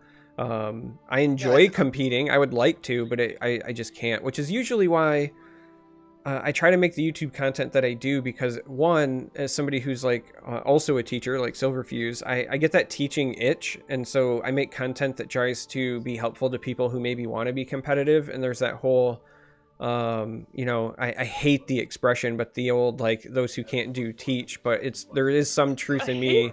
I hate it too. I hate it so much. But there is some truth to it here in that like I can't compete, but not because I'm like incapable. It's just because I'm incapable because of time constraints. So I would rather, try to be helpful and enable and go from there. But I think that expression works better with athletics, where you might know the mechanics of the game and the logic behind the game, but you don't have the physical ability, or you've gone past your prime. But I think as far as like Legends Archers, you're like, I don't teach biology because I can't do it. Like that's just so stupid. Yeah, I know. I hate it too. Usually the people who teach are doing it because they just have a vested interest in trying to make sure that the future of our species is like semi-coherent and not a bunch of drooling numbskulls. Like we kind of like, well, I don't know, teaching in a public school has been, I've always gone to public school, there's nothing against that, but holy crap. I could actually message, actually, Justin, I'm going to be applying to where you used to go to school. I haven't. I'm working. Do you want me to not say it out loud? Yeah, don't say that out loud. Okay. I will message you where I'm working right now, though, since you'll know where it is. Awesome. Which it's like. Oh yeah, yeah. It's like. It's a mix where it's slightly underprivileged. Like some of the schools are like very privileged, and the other half is like very underprivileged. So it's really interesting to see both sides of the spectrum. I'll give you one guess which part of town I grew up in. Yeah, like it's a huge difference between a school that has, let's say, like a 9 out of 10 ranking versus a 1 out of 10 ranking, and their resources are actually like still generally is pretty okay. Or I just said it. Fuck. But it's a huge school district. Yeah, it is ginormous. But anyways, and that isn't exactly where I live either. But anyways, it has like a mixture of both, and the resources are there. But I think the way that I guess the parents' upbringing of how the importance of education makes a really big difference as well. No, absolutely. I mean, like, we were poor as shit, and like my parents grew up on a farm, but like they knew that the only way like we were getting out of that social class was if I paid attention in school. So like they obviously it didn't work out at first, but they really emphasized the importance of education. And when I finally did get my shit together, like that message like still resonated with me. You know, it's like why I went on to get a bachelor's degree and now I'm in grad school and stuff like that. Because like I remembered, you know, like that message was important. Yeah, I grew up super poor and underprivileged too, and my mom was never like super hard on me for doing well in school as much as she just always tried to foster learning, right? Like if I was like, hey, I like dinosaurs, then she brought home like 10 dinosaur books. Like she would go get them from like the library, but like she would just do whatever she could, you know, whether it was in school or not, to make sure that I was exploring my curiosities and wanted to go that route. So yeah. Your mom was always really nice to me too. Yeah, up until the day she died, you bastard. I'm sorry, bro. Don't do this to me. Don't do this to me. Don't make me look like some huge fucking asshole here. I don't have to do that for you, Justin. No. Elvin Ziggy asks, would it be cool if they had a cameo from their other games in Legends? So I think he's meaning like a Fallout cameo. In Legends? Yeah, maybe a Prey cameo. We have a prayer cameo every time I play one of my stupid fucking decks on the ladder. I don't know if probably a little bit biased there. I mean, I want to try Fallout, but I'm not interested to seeing it intertwined with Legends. But I know that such as like Gwent was like first it was like within The Witcher originally, where I would be more okay with seeing like Legends just randomly kind of be in one of Fallout. But I don't know. I kind of lean toward not intertwining because I think a lot of people feel like things like that are like pushed and forced upon them, and like even at E3, like a lot of people complain like, oh, we only got, 2-3 minutes of screen time. But the thing is though, not as many people are interested in card games, and we're gonna be biased about it because we're all like, yeah, Legends, woo, and a lot of people are just like, oh yeah, another card game. So I think you have to find that balance where you're not pushing that on people too much, but still getting them interested. Yeah, I mean, I wouldn't want to see it. I wouldn't want to see it either. I will say though, like, just in general, I don't enjoy the Fallout games as much as the Elder Scrolls main series games. Not that I don't own a couple of them, but I've never played one of them. And Fallout 4, all I did was build like hotel, like swaggy like fucking hotel things. What are they called? Settlements. I just used that as like a building simulator. Yeah, Wayne McPain asked a very similar question, so sorry, Wayne. I'll just kind of tertiarily skip that, but like his was, would you guys ever want to see the Legends mechanic spread into other Bethesda IP like Fallout, which again feels very similar. So I would love to play a sci-fi card game. Yeah, I would love to play a sci-fi card game, but I don't think that I don't think Bethesda can handle 2 card games right now. I'll put it that way. And I really don't want them to either. I mean, personally, I don't want them to be like, all right, now we're investing this, because then I'd be like, well, shit. Are you saying that when a company makes games that compete with its other games, it's not good for the game? Yeah, it's usually pretty solid and generic. Hold on, I'm taking notes. I'm trying to piece something together. Justin, don't make another YouTube channel that is the same content of your current YouTube channel. No shit. No shit. Yeah, the other Justin Larson. I must be hitting the part in the chat. I must be hitting the part in the chat where I talked about my soul-crushing depression because there's a bunch of awe charmers and Narth saying, "Do you want to talk about it?" Oh fuck. Oh. What's your favorite candy to steal from your kids on Halloween? That's a great question. Damn. It seems like a Charmer question. It seems like something Charmer does. Here's the actual truth. When Stark was younger, it was Reese's Peanut Butter Cups, but the last, like, 2 years, I haven't really been stealing candy, so... Because I've been trying to get my life back in order in terms of diet. It's failing horribly, but I'm trying. Derek, you are easily the most, like, attractive Legends content creator. Oh, gods, no. Are you serious? Except maybe Trader Joe. But yeah. Like, Joe is handsome. I think Warriors is a good-looking dude. I think CVH still technically counts, right? Corey, like, listen, like, I'm not saying I would date him, but I would let Corey hit on me in a bar. You know, like, there's some good-looking dudes in the Legends community, and there's plenty of attractive ladies that I won't comment on because I'm married. I think it's like a company. I'm just saying, I think you're the most attractive. Justin Kappa Pride. Says the guy who won't even let me touch him. I don't let anybody touch me. Well, I know, but still. Except for Sandra. Yeah, except for Sandra. But yeah, fun fact, Silverfuse. I have this thing about people touching me. Like, I didn't really. It wasn't like as pronounced until I got sober. But now I just really dislike it. Yeah. I understand that. I was actually like, I'm pretty hypersensitive to touch in general, and my husband, like, when we first started dating, his family is a big, like, my family is very, like, we're very reclusive. Like, we're introverts, reclusive. We don't have parties. We're just like, all right, we're gonna stay at home, watch a movie tonight. Like, that's just my family, and we're not huggy, touchy-feely.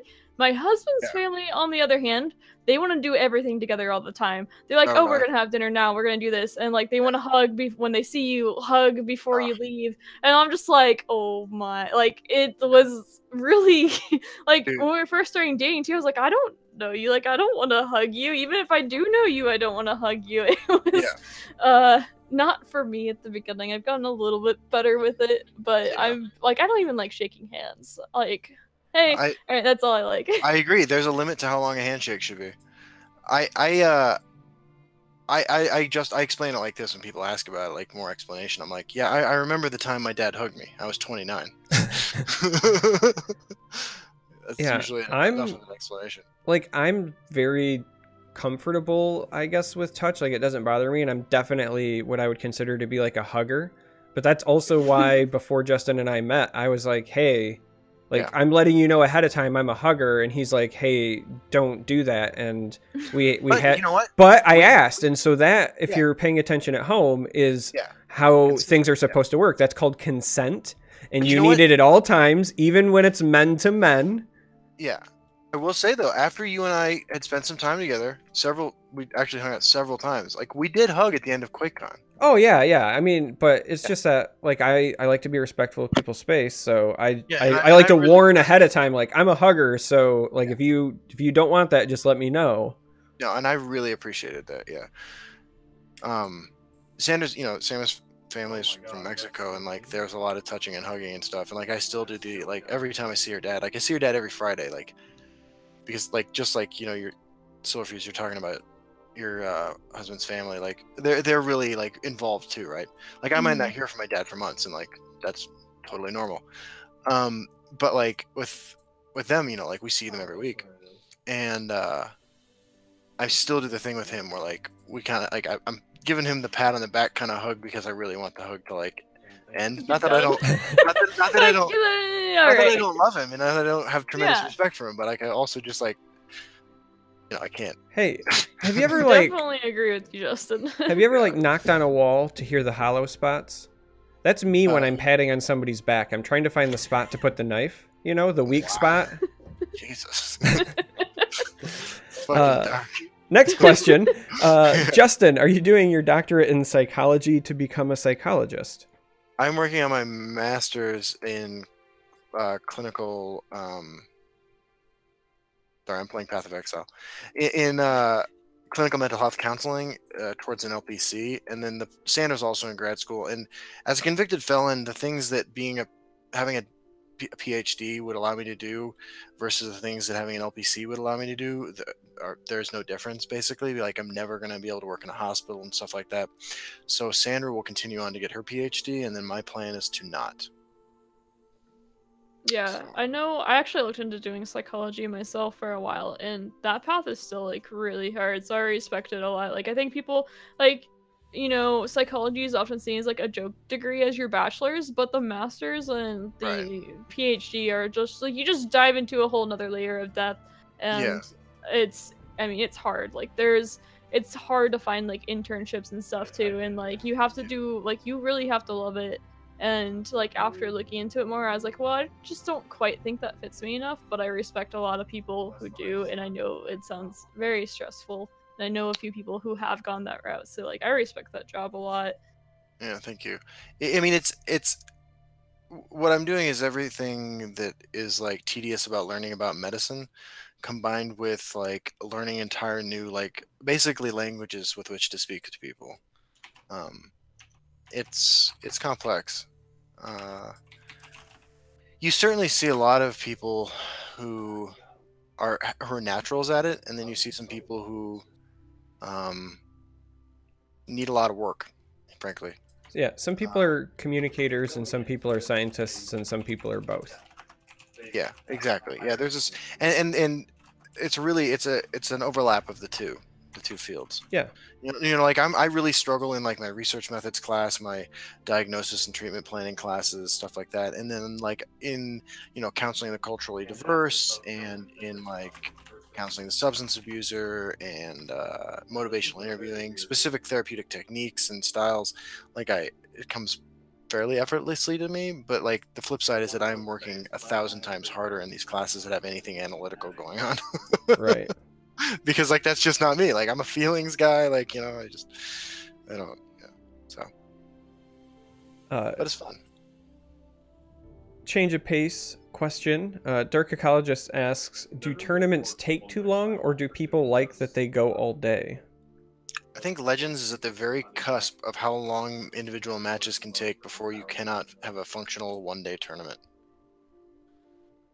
I think so too. Even QuakeCon was like, that was brutal. QuakeCon was, or like, not Quake, well, QuakeCon and the qualifiers. Like, the qualifiers, like, that was just brutal. That was a long day. Like, I mean, and then the fact, like, the second one I made it to top 8, and it was like, I have to wake up and do this all over again. And like, emotionally, you're like hyped at the same time. You're like, oh my gosh. And you can see the lineup. So I was like testing the night before, and honestly, I was like, oh wow, I'm pretty screwed against this lineup, just because the way, like, the decks I was playing against, I had Shannara make all the decks, and I generally wasn't winning, even when I felt like I was taking the most advantageous lines.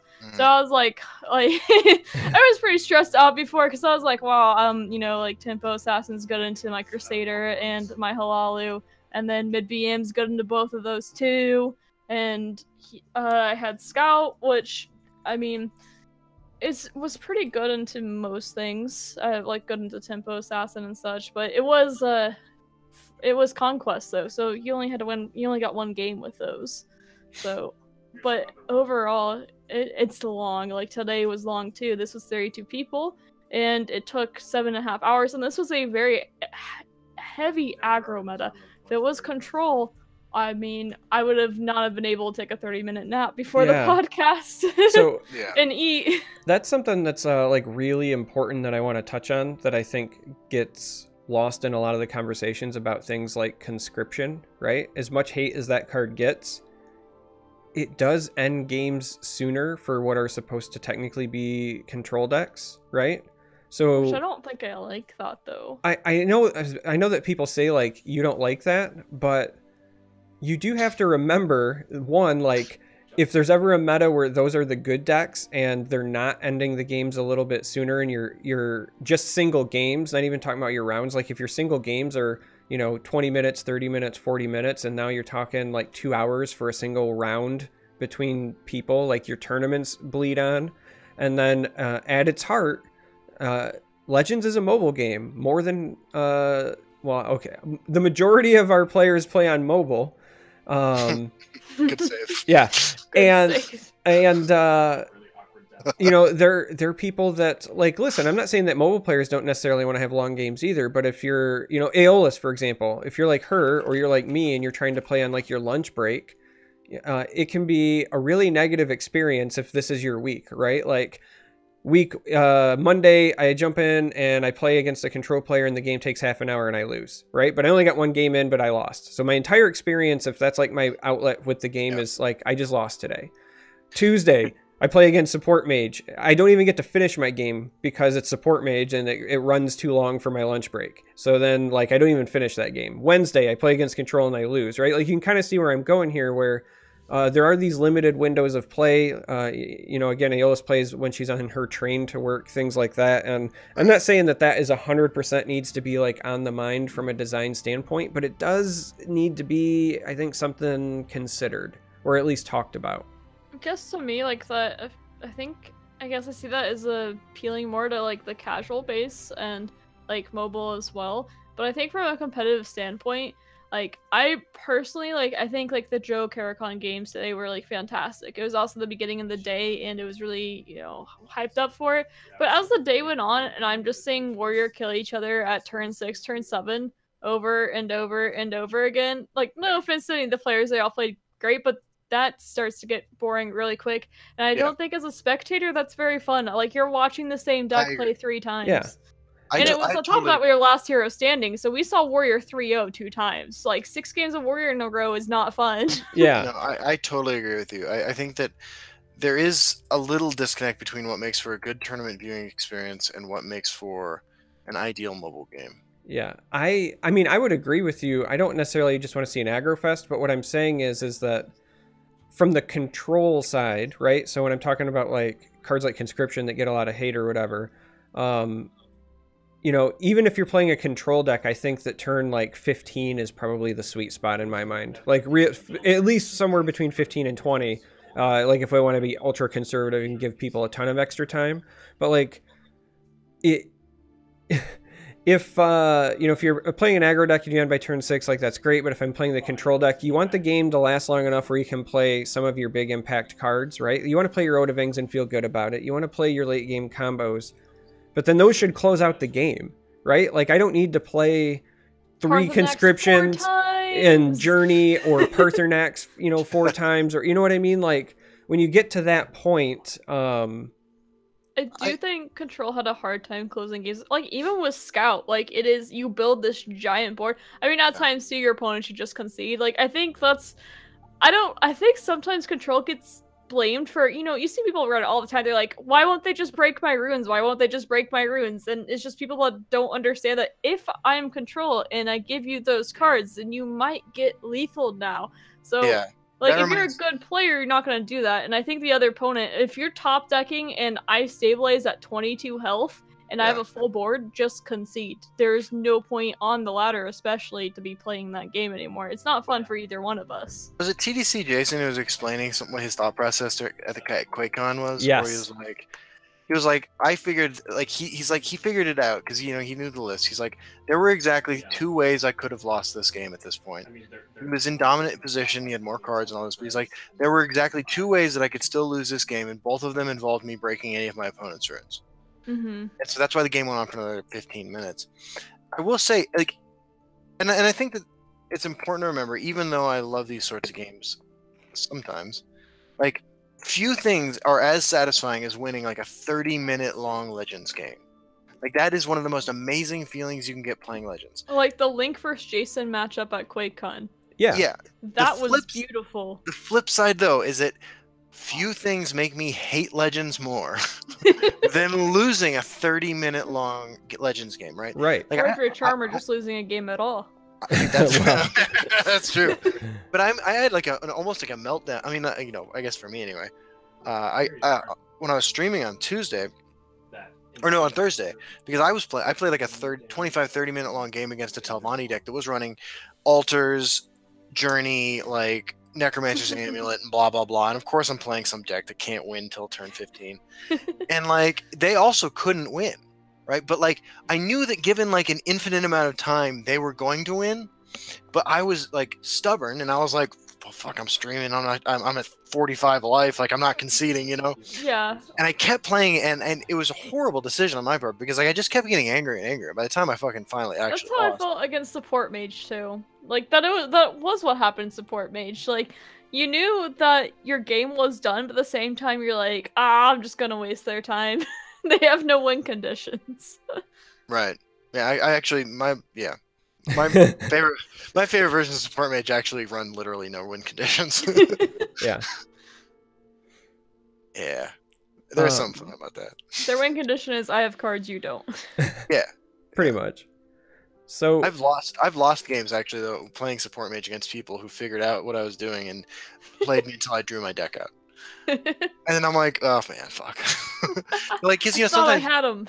right, sometimes you don't hit anything off your orb and off your college or whatever, and so you never have you just actually have no way to win the game, and it's not great. This is a quick hitter question. Elvin Ziggy asks, Justin, do you have a request Dropbox? I remember a movie with Adam Sandler where he was a comedian who had someone write joke ideas for him.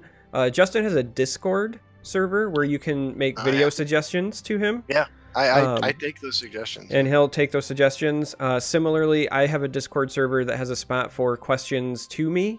I don't necessarily do every suggestion, but I will always answer any questions. And then both Justin's server and my server have sections for if you just want to hang out and talk about Legends. Yeah. Fun fact, Derek's Discord also has a section which is exclusively populated with fucking memes about suicide. Shh.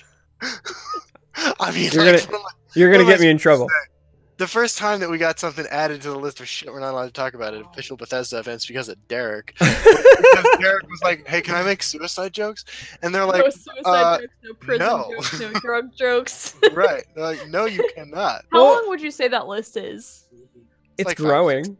5 or 6? I was expecting like 100 something of things that you're not allowed to talk about. It started with 0. Like, in my defense, they said, we were like, hey, is there anything you don't want us to talk about? And they were like, no, you're probably good. And I was like, oh, so I can make suicide jokes? And they went, no. Right? And then Justin was like, oh, so like, do you want me talking about prison? And they were like, no. And then I think they were realizing, oh, maybe we should have had this. These guys actually have a different background than we thought they did. We did kind of cause this problem ourselves. And then like for the PAX East one especially, because we were kind of like told no suicide, no political jokes was one of them.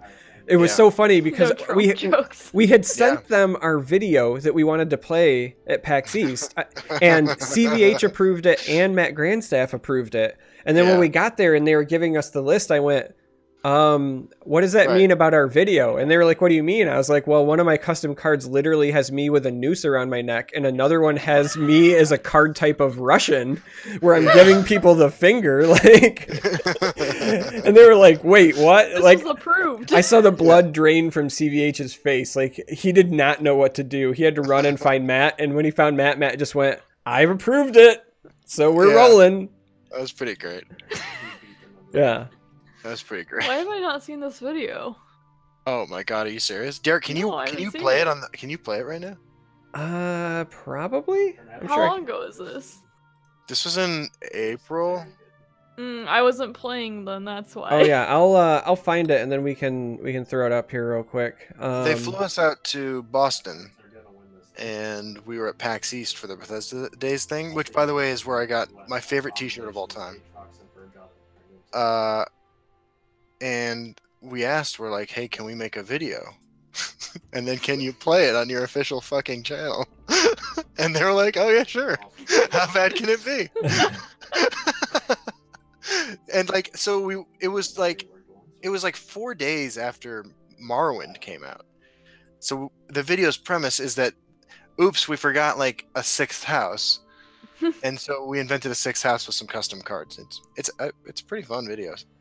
Sandra and Derek and I all collaborated on it. Yeah, I'll be able to play it here in just a minute. Let's catch up on questions real quick, and then I'll hammer it. I think I got it where I can do it.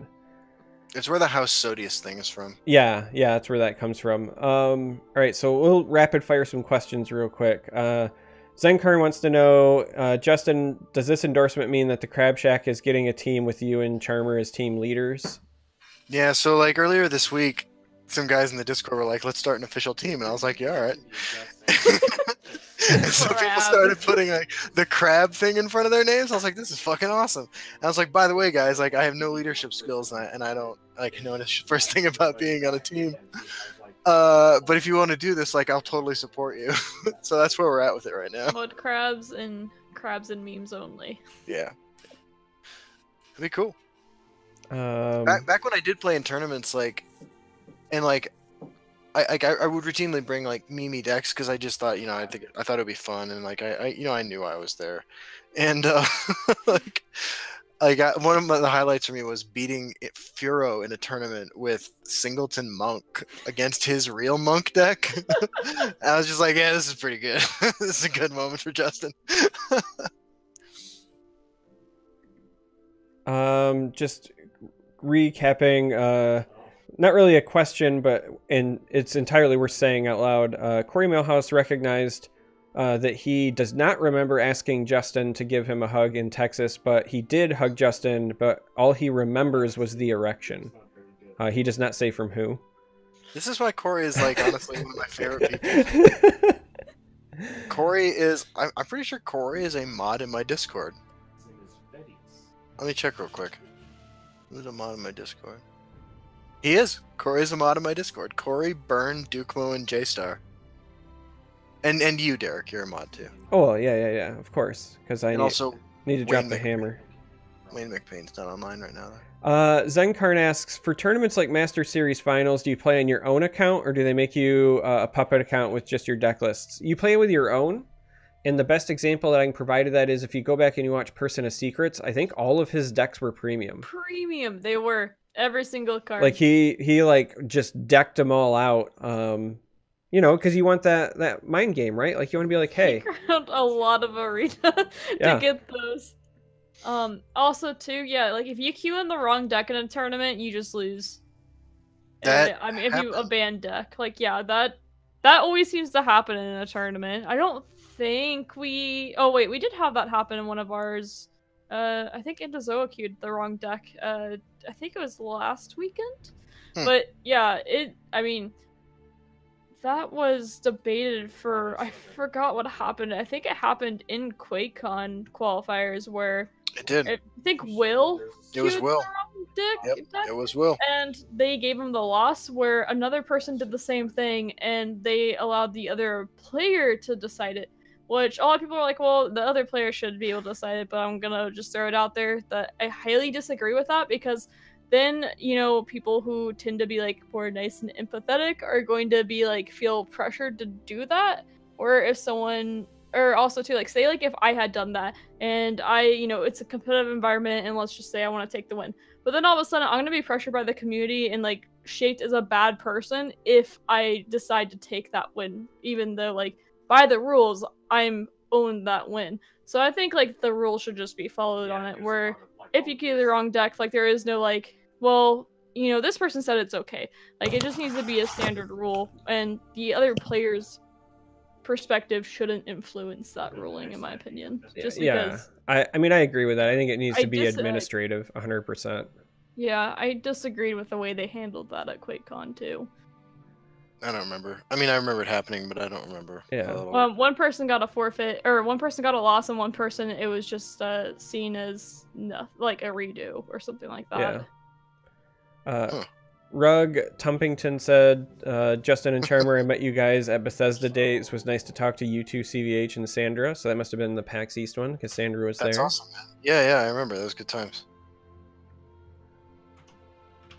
I look forward to the return of like convention season. Yeah, I just look forward to all things Legends, really. All right, we are gonna turn on the old primary desktop and play the House Sodeus video for those of you who haven't seen it. Which also Am I reminds me, Yeah. we desperately need to get some more advertisers back on the podcast, aka commercials. Oh yeah. Yeah, let's do that. Hold on. Oh, I bet there's going to be a commercial next Saturday. You think so? Maybe. I bet so. I think we can find some advertisers by then. I bet we could definitely have a special advertiser next Saturday. So let us travel back in time and remind you all that this video was made basically right when Houses of Morrowind was coming out. I know that's hard to remember. It was like 2 days after the expansion. Because we've had so many content releases since then. But try to go back to that point in time. Burn. They actually let us play this at PAX East, by the way. On the Houses of official Morrowind Bethesda dropped. channel. Like we're on a April stage 5th. while they play this. You know, we were all real happy like around here, being that we are Dunmer and we live in Morrowind, Yeah, I but proved it. there was something missing. You know, there was House Telvanni's magics and tribunal temples, big critters, and of course House Lalu and their plotting, House Dagoth and those weirdos in the woods and them big critters, and that other house that, you know, people talk about. But you see, something was missing. The secret 6th house of Morrowind. Well, we here with this supplemental set is gonna write that.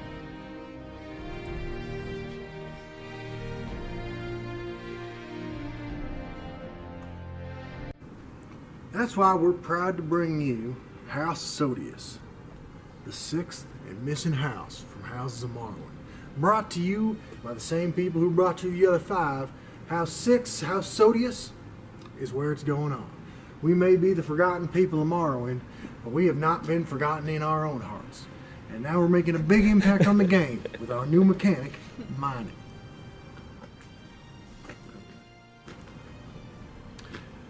Mining is a new keyword, special to House Sodeus, that says, if this creature's controller emoted in the last 30 seconds, this creature's got to get attacked.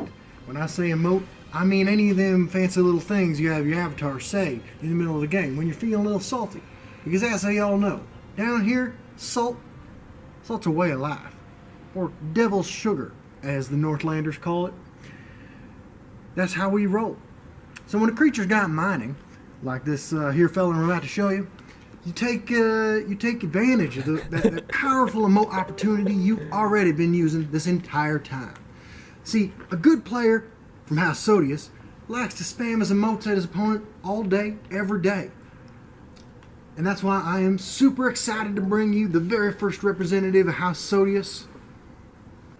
I love that cut. Bad Manners. This card right here is a 1/5 for 4. And like everything in House Sodeus, it moves a little slow to get the damage done. But you see there, it's got mining. Which means if your opponent's doing his job, and he's spamming emotes, and he controls one of these bad boys, you're going to have to attack it each turn. And the first time it gets attacked, in fact, every time it gets attacked, it gets ward. So this is exactly the kind of card this game needs to encourage positive interaction between players.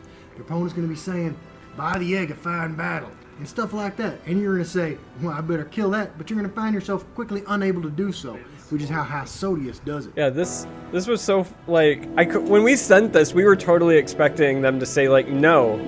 Like, one, I thought they'd tell us to shorten it. And when we were on stage, Justin was like, dude, this is the most embarrassing moment of my life. Yeah, Now, I said like I that. said before, here at House Sodeus, we try to take life in Mining. stride. Best Except when we're keyword. salty, of course, in which case, you know, we don't. But salt's a way of life here. So, this creature right here, the Master of Salt, is the first legendary creature card I'm going to be presenting from House Sodeus in the new supplemental Houses of Morrowind, the 6th House of Morrowind expansion set. You see, whenever this feller here is attacked, you can add 10 seconds to your turn timer for the rest of the game. Now you're going to find that this interacts real positive like with a whole bunch of the stuff we're already doing here at House Sodeus. But on top of that, what you're also Look at getting those old is card another frames. way to bring the salt to Morrowind. I'm also super excited to present to you Rope Master. Rope Master is one of those kind of cards you're going to drop in the early game and your opponent's going to say, well, I ain't got to worry about that because it's a 1-drop. Well, in our supplemental expansion introducing House Sodeus, that's all going to change. Rope Master right here is a 1/3 for 1, which is already a fantastic stat line competing with one of the best cards Jesus in the game, fuck, that dude. Mudcrab Merchant Filler. But the thing about this guy is the game goes on for long enough, and I mean long enough, this critter gets even bigger. Crabby Okay? pants. Because part of the House Sodeus strategy, and this is something I know is going to be real popular with all you fans of the game out there, is taking advantage of every minute you can in this game to increase the maximum amount of salt that my you're wife bringing to the says, table. I just Because take a people love moment salt. and thank the wives that help make This guy who videos starts and as a 1-3, pictures. he That's ends up a shout out to 2-4. Sandra. If you end Shout your turn out by to running my out the wife clock. who was taking a You gotta be picture of careful me. with this, 'cause You know what don't kind wanna of conversation you have to have run when you're every like, turn hey out the clock honey, and then just I need you to miss the come game take a out picture of entirely. me while That's why I've you got a alt-tab and noose do around something my different neck. when you play. But if you run out the turn the first time, 2-4, turn 1, that's amazing stats. She took You good keep doing photos this, of me, though. This creature gets big as it can be. And since there's really no point in winning the game when you're Yeah, playing that is House definitely Sodeus, you're true. just trying to Sandra screw and with your Sophia are opponent. like You incredibly can take this guy instrumental to to 40, a lot of what we 43 do. if I done Sandra's my math filmed, right. has filmed every single one of the Rope meme Master's a videos great we've card, made. and one I'm proud to be And bringing also does all to the Elder costumes. Scrolls Legends.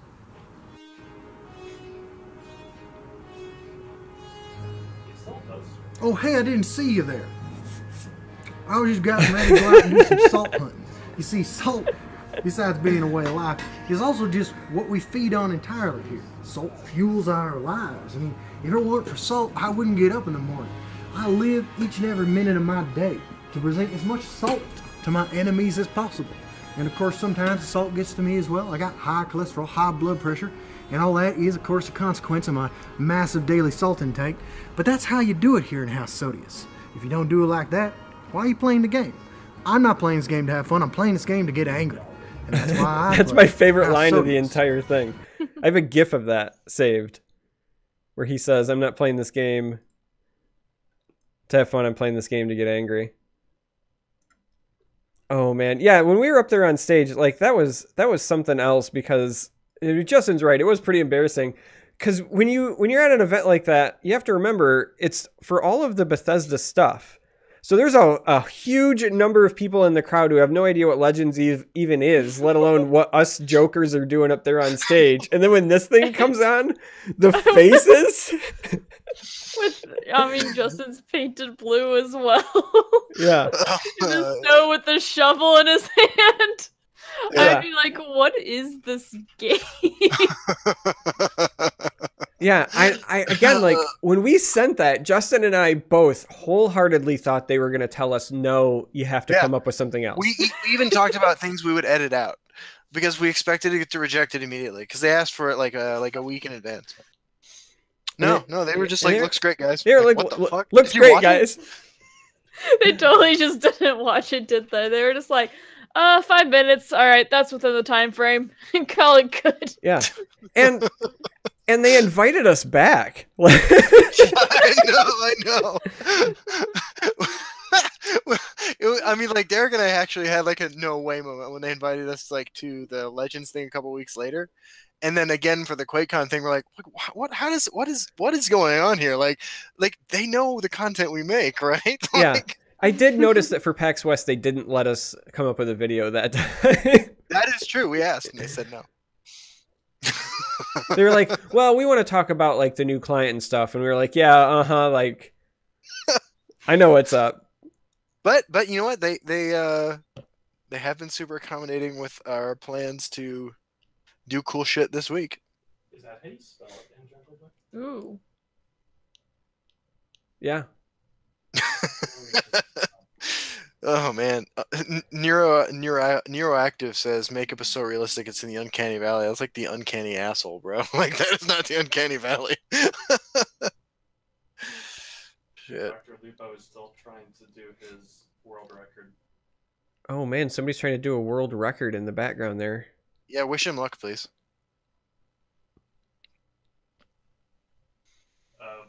Points in a Fortnite. Fortnite points, holy shitballs. Dude, that's Yeah, he's watching Lupo right now. They can hear you. What? You're talking loud so they can hear you. now I'm No, I'm interested not. in this Fortnite world record. Every Yeah. time Sanders shows up on one of these podcasts, it's to make fun of me. That's what a good wife does. Yeah. Yeah, no, I mean, that's true. It's usually We all my actually- wife does is make fun of me, but that's okay. I deserve it. I mean, Well, I make fun of my husband all the time. I mean, And she I tries just to find support weird. me. No, Yeah, Derek, your wife is very supportive. The other day I was in your channel during a stream, and I had made the observation that your wife is super supportive and tells you all these really like positive things to keep you, encouraged during a game.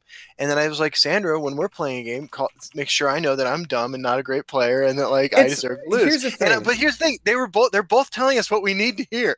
Yeah, no, it's so interesting. Like I obviously couldn't do content creation without my wife because she facilitates my ability to do it on a number of levels.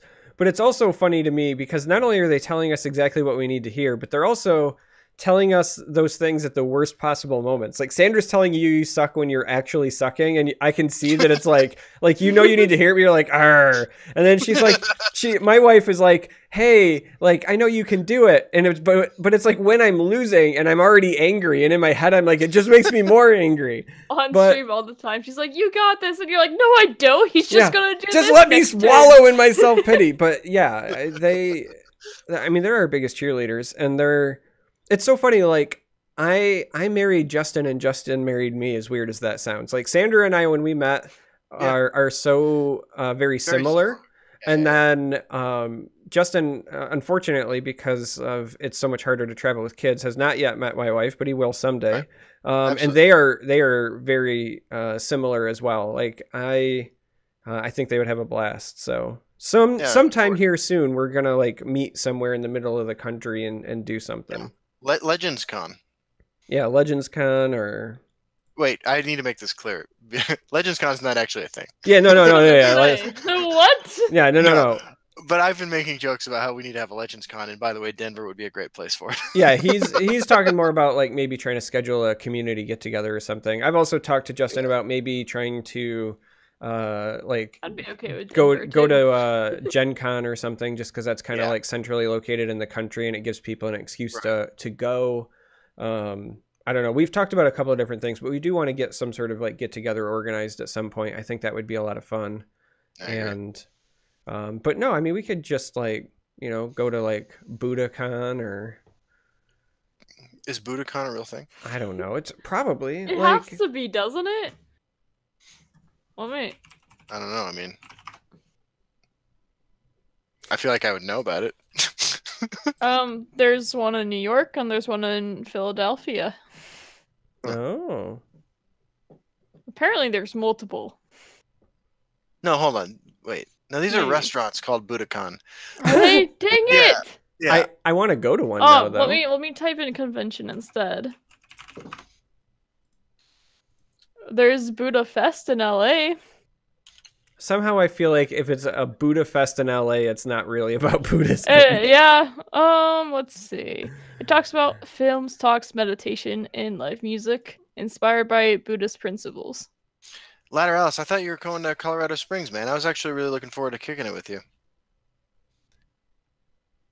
Sorry, I saw my name in chat and had to address it. Hey, speaking of chat, Mac Milanov asked us, I think the best win condition for Control Mage used to be Pillaging Tribune. It was too much at the time, but do you think it would be okay to unnerf Pillaging Tribune today?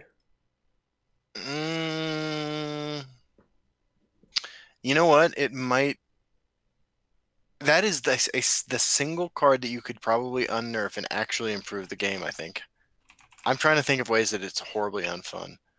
It's not a fun card as the person on the receiving end of it to begin with. And it enables decks that traditionally took forever to win. But those decks, since the card got nerfed, have gotten a lot more proactive tools that they just don't run because they don't have a card like it.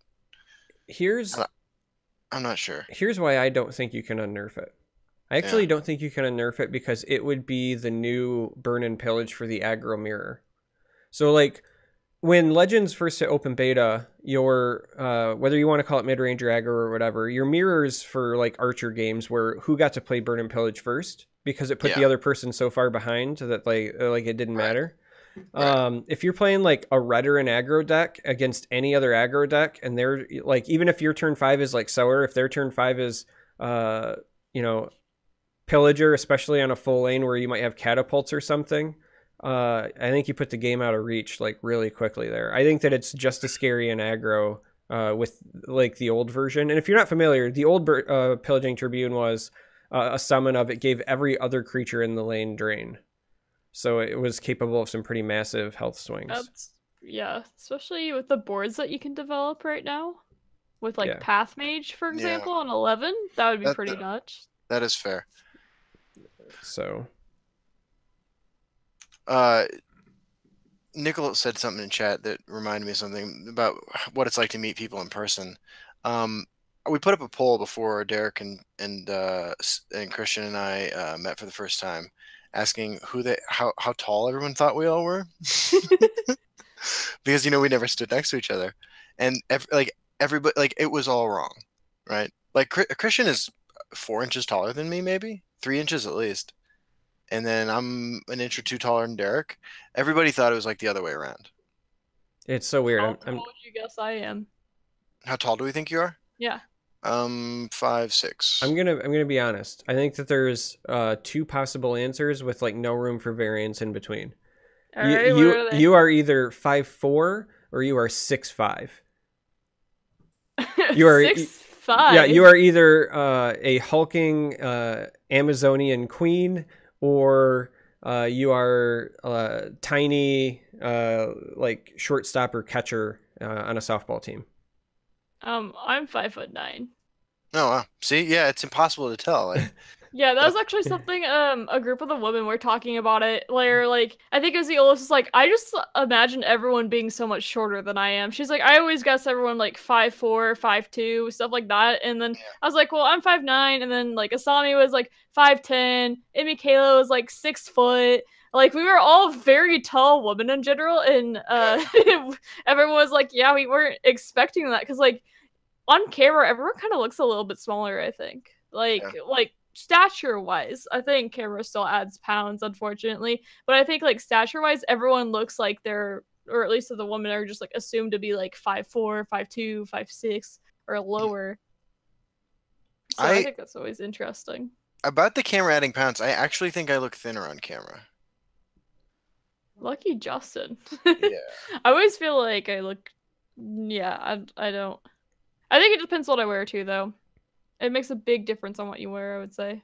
I was gonna say, I guess ever really notice, because usually it's like this where it's like shoulders up, so like how do you even tell? And then whenever I'm like full bodied on camera, it's probably for a Bethesda thing, in which case I'm wearing a suit, and then again, like, how do you even tell? Sandra is also 5'9", by the way. Yeah, she's same height as me. Yeah, I remember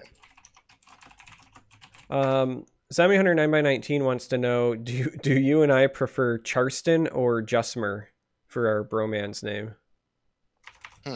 That's a good question. What do you think? What should we do? I think Charston's easier to say. Both because I think Jusmer sounds weird, and then you also have to have the 3 in there. Jusmer sounds like a a race of elves in Elder Scrolls that lives on some island where there's a lot of inbreeding going on. These are the Jusmer. Yeah, it does. We're in House Sodeus here. It sounds like some offshoot of the Dunmere that lived in a cave and were forced to inbreed for like a century and then came out. Yeah. This is my sister wife, Ethel. Funny. Times, man. Oh, was that a good times I heard? It was. Oh, Justin's getting tired. I am, but like I am hanging in there. No, I know. I'm just giving you a really good episode. No, this has been a fantastic episode. We knew it would be, though. Season 3 has been off to a great start, except I think we missed last weekend. Didn't we? Did we do an episode last weekend? Pretty sure we missed it, and it was my fault because of my anniversary. That's totally fine. That's acceptable. I was spending quality time with my wife, and then when I came home, I basically had like some version of the flu, and I passed out and did not get back up for the podcast. Yeah, that's all right, man. Yeah, completely understandable on that. Lateralis says Justic Larswalt. I actually kind of like that. I do too. It sounds like a Harry Potter character. It does sound like a Harry Potter character. It does. Or like, I could even see it as being like some villain in a 40s themed movie about Nazis. Like Baron von Larswalt sounds like a villain to me. That sounds, yeah, or like some kind of like detective series movie where that's like the main, either, I would say probably the villain as well. I don't know why it sounds like a villainous name Yeah. rather than a heroic name. That's funny. See, it's the Walt part of it. Yeah, no, definitely. Like that's my father's side is comes from Germany, and I've always said that I sound like I should have been like a Baron von Oswald or something. Those are traditionally very villainous people. Yeah. my family's also from Germany. I can say that. Yeah. Letter Ellis says, "Oh, you guys are definitely the villain that monologues. 100%." Yeah. Oh my god. Listen, actually, I would go the other way. I'm the villain that monologues because I want you to know every way that I've beat you. And Justin is the villain that like creates the like laser that's gonna like inch slowly towards the rope, towards like he's like the Goldberg device of villains in the Bond like movies. Really creative to slay his victim. That they would just be like, "What is this guy do?" Yeah. All right, you just go with it. Yeah. Whenever you're like, what villain creates this like weird mousetrap for a person and then leaves them? Of course they're going to escape. That's actually Justin. Like That totally is. he's Jigsaw. Like you could make an entire Halloween movie about Justin coming up with creative ways. Oh my god. Dude, that is perfect. Oh shit. Dude, so this is spoiler week. We actually haven't really, I mean, we touched on Frostfall in the beginning. But this is the best time of this. I mean, like, look, like 2 or 3 weeks after a set comes out, brewing with it, obviously fantastic. Obviously a great time to be playing Legends. But man, like, spoiler season is the most exciting for me, right? Because it's zero effort on my, well, actually, that's not even true. It's very minimal effort on my part. And like, I get to see, like, every day is like Christmas, right? Like, I think it's so fun, so exciting. And reading everyone else's reactions and seeing what their crazy ideas is for new stuff. And like, we all kind of come together, right? Like, I love spoiler season. Like, I wouldn't trade it for anything. Yeah, I think it's a really exciting time for Legends 2. And I think even more so when we have been going through this drought and everyone is just finally like, yes, we get things now. Yeah, absolutely. It is an exciting time, and hoping to in the future, because of having the Switch with Sparky fans, that we won't go through those droughts anymore, that we will have like the roadmap, and that we'll have an expansion here, and then I'm really optimistic about it because I think new content being consistent will help out our game a lot, as well as like the overall community. I think a lot of people are negative because the lack of content and seeing the same cards over and over again. So I think with new content, and I mean, obviously there's going to be some cards that aren't going to be playable and people will be negative, but I hope that we focus more on the cards that we do like want to experiment and have fun, and then competitive as well. And not so much on like, well, this card's completely unplayable. Like, hey, listen, it's a lot more to have fun. When Forgotten Hero Collection got released, the number of playable cards was pretty low at the time, and then the next round of content hit, and it became one of the most like densely populated expansions ever in terms of playability.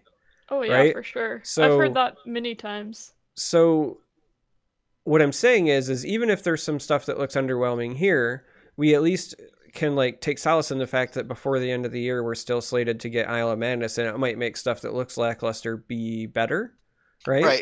And it's worth repeating that this expansion was designed after Isle of Madness, right? And this is by Sparky Pants too, is it? I mean, here, hold on. I don't know who it's by, or what you all are allowed to say. I don't know if I answered the question. I'll put it this way. It's hard to say definitively if it was 100% one or the other, regardless of what we may or may not know, simply because Josh was in both places and had a lot of influence there. So, whether or not it was like other people's ideas that maybe he tweaked to carry over, whether or not it was strictly stuff that was done by Direwolf or Sparky, we don't, know. But a lot of the influence and a lot of the like ideas and concepts are going to be the same one way or the other. But yeah, this was designed like post Isle, which is interesting to me because this means, and that's why I brought this up, right? This means there is the potential for cards here to maybe look lackluster, but because they also already knew everything that was going to be in Isle, maybe this is like a forward nod to it. You know what I mean? Right. Yeah, exactly. This is, I mean, layers on layers on layers here, you know? I mean, it's just incredible. And this is, we are, like, as of this set, right? Like, we are finally on 2.5 years into this fucking game on a regular release schedule, in theory. In theory, now you're scaring me, Justin. No, I mean, I actually don't have it. Like, I actually don't know. But Can't break the NDA if you don't know it. well, we can all hope. I mean, or maybe I'm just getting really good at it finally. At breaking the NDA or not breaking the NDA. It's impossible to tell with me, really. If people expect a lot less of you when they assume you're stupid.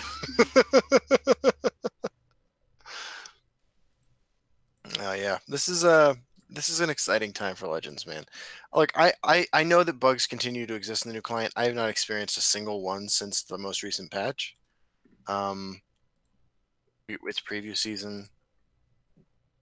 I've seen. We had a lot of spectator bugs today, but I think generally the player's experience wasn't an issue, but we had like cards disappearing on the spectator. So hopefully they fix the spectator. Like we had to go out a couple times, and there was a turn timer bug, but we think it might have only been from the spectator's perspective, where it actually like the rope was like going and then it just like skipped down toward the end. But Pasta said that he felt like he had his he had his whole turn and didn't ask for, like, he had lethal. He just had to play a Nord and he didn't get to play his Nord.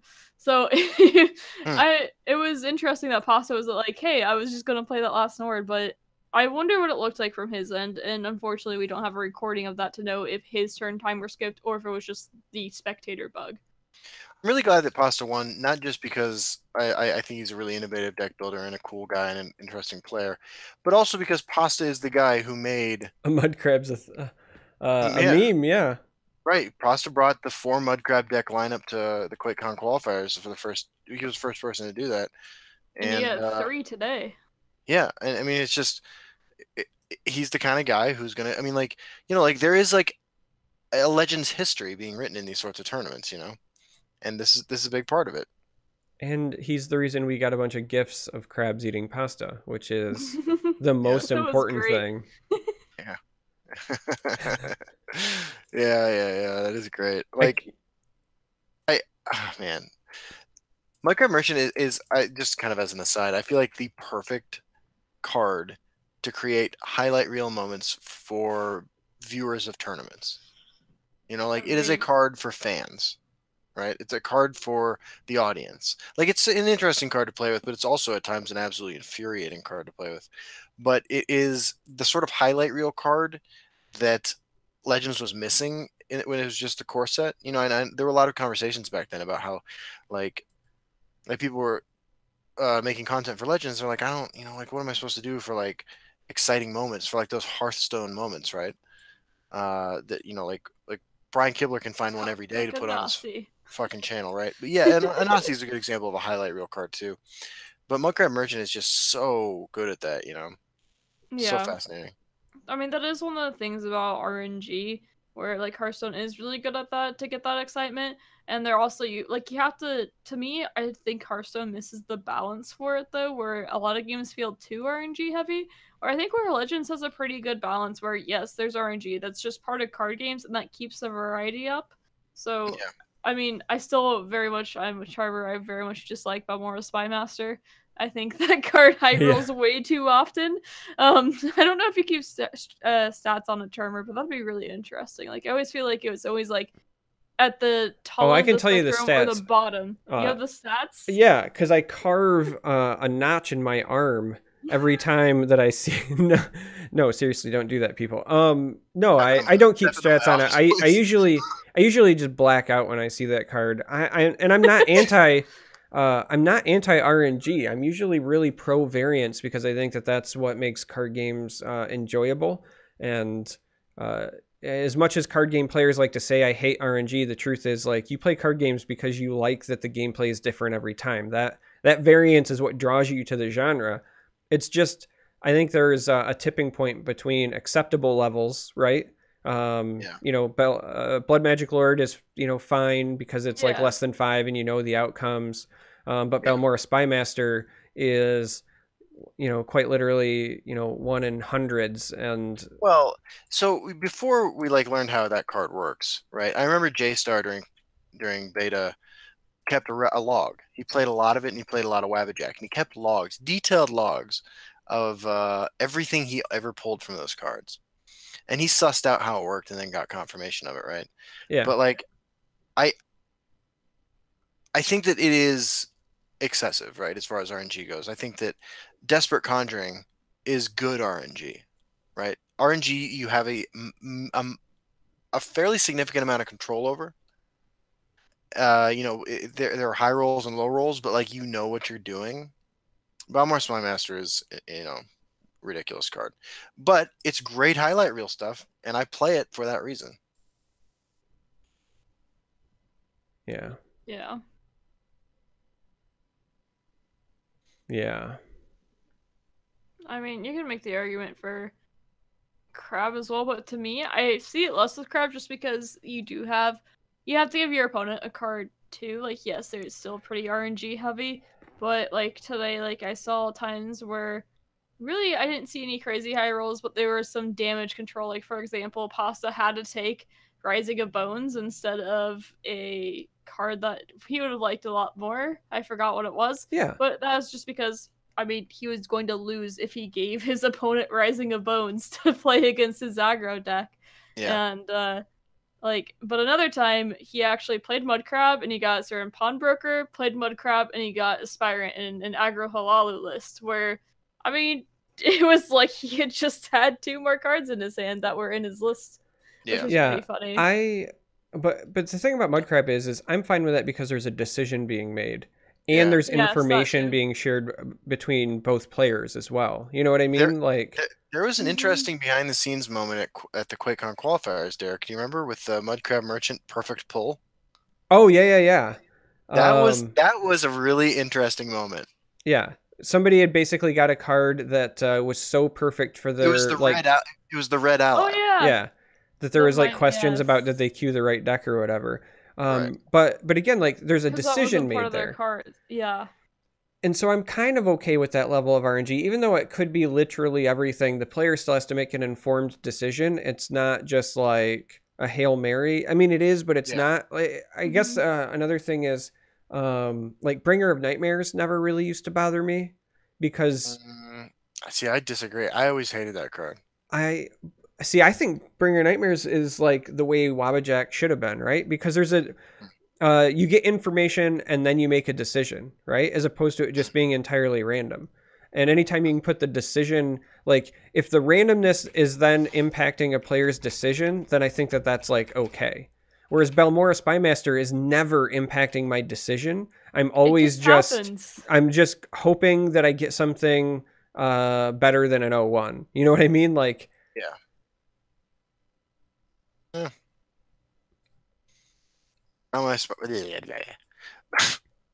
I am falling asleep, guys. Yeah. Balmor Spymaster is one of the best cards for highlight reel moments in videos until we get something better, but don't say those words out loud. How dare you? You take that back. Just say Mudcrab instead. Come on, you can't go against Mudcrabs.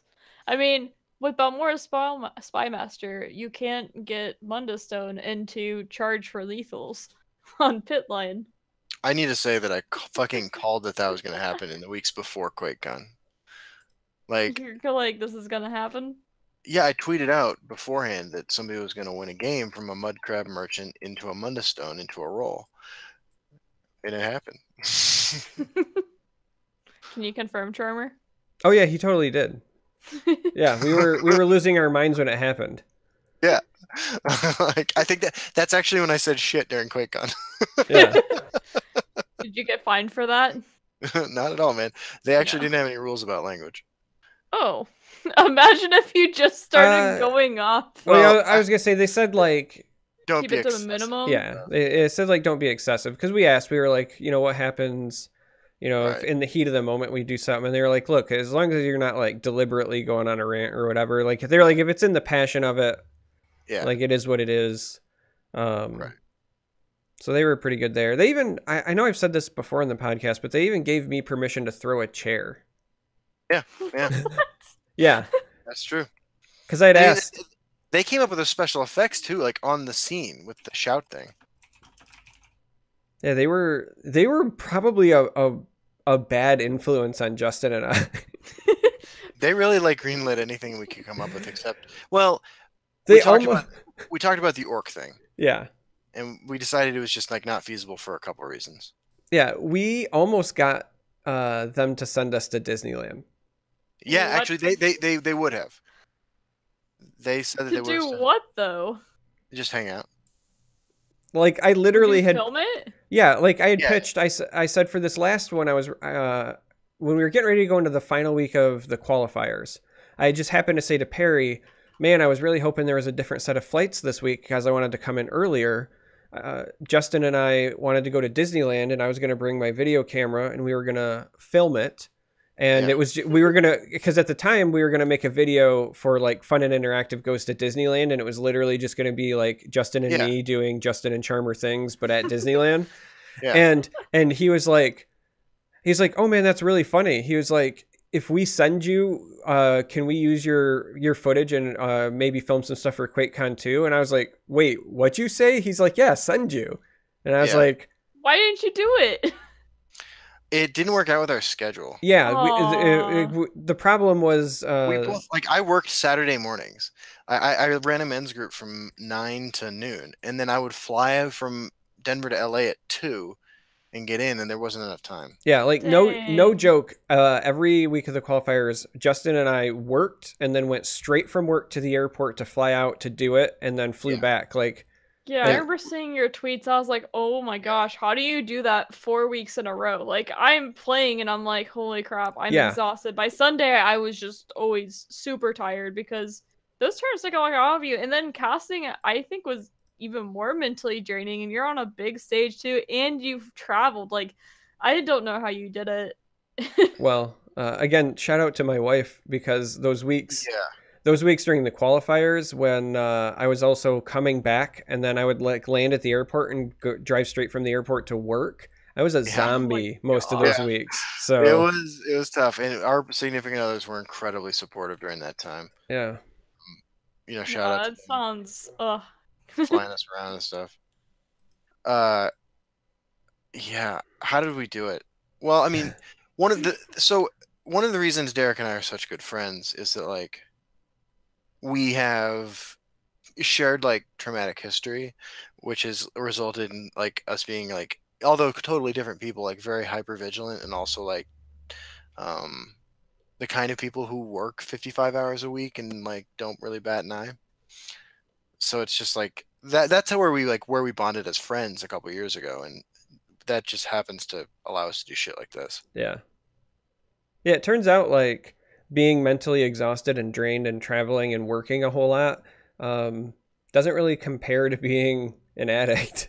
Like it's like at any given point when you've got like a really rough background, you can just go like, well, at least it's not that.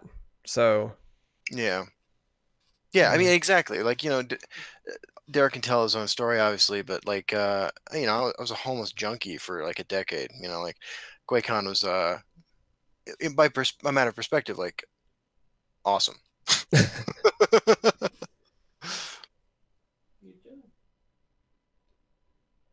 do we have last minute questions? Because it is getting late for Justin. We're actually approaching like 3 hours for this podcast. It's one of our longest ever.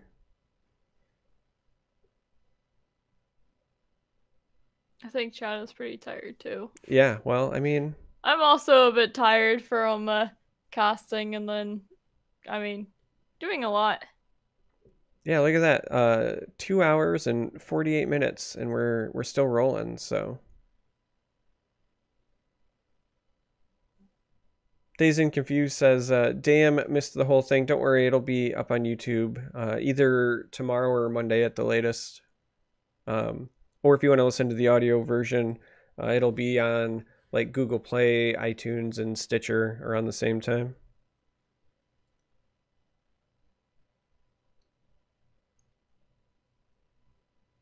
You asked a question. Nurse says, "You guys are great. I asked a question earlier, but it's long gone now."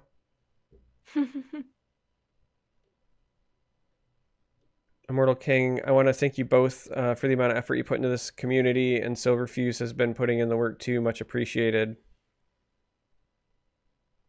And then just casually drops sub emotes from all 3 channels. You know, no big deal. Just casually.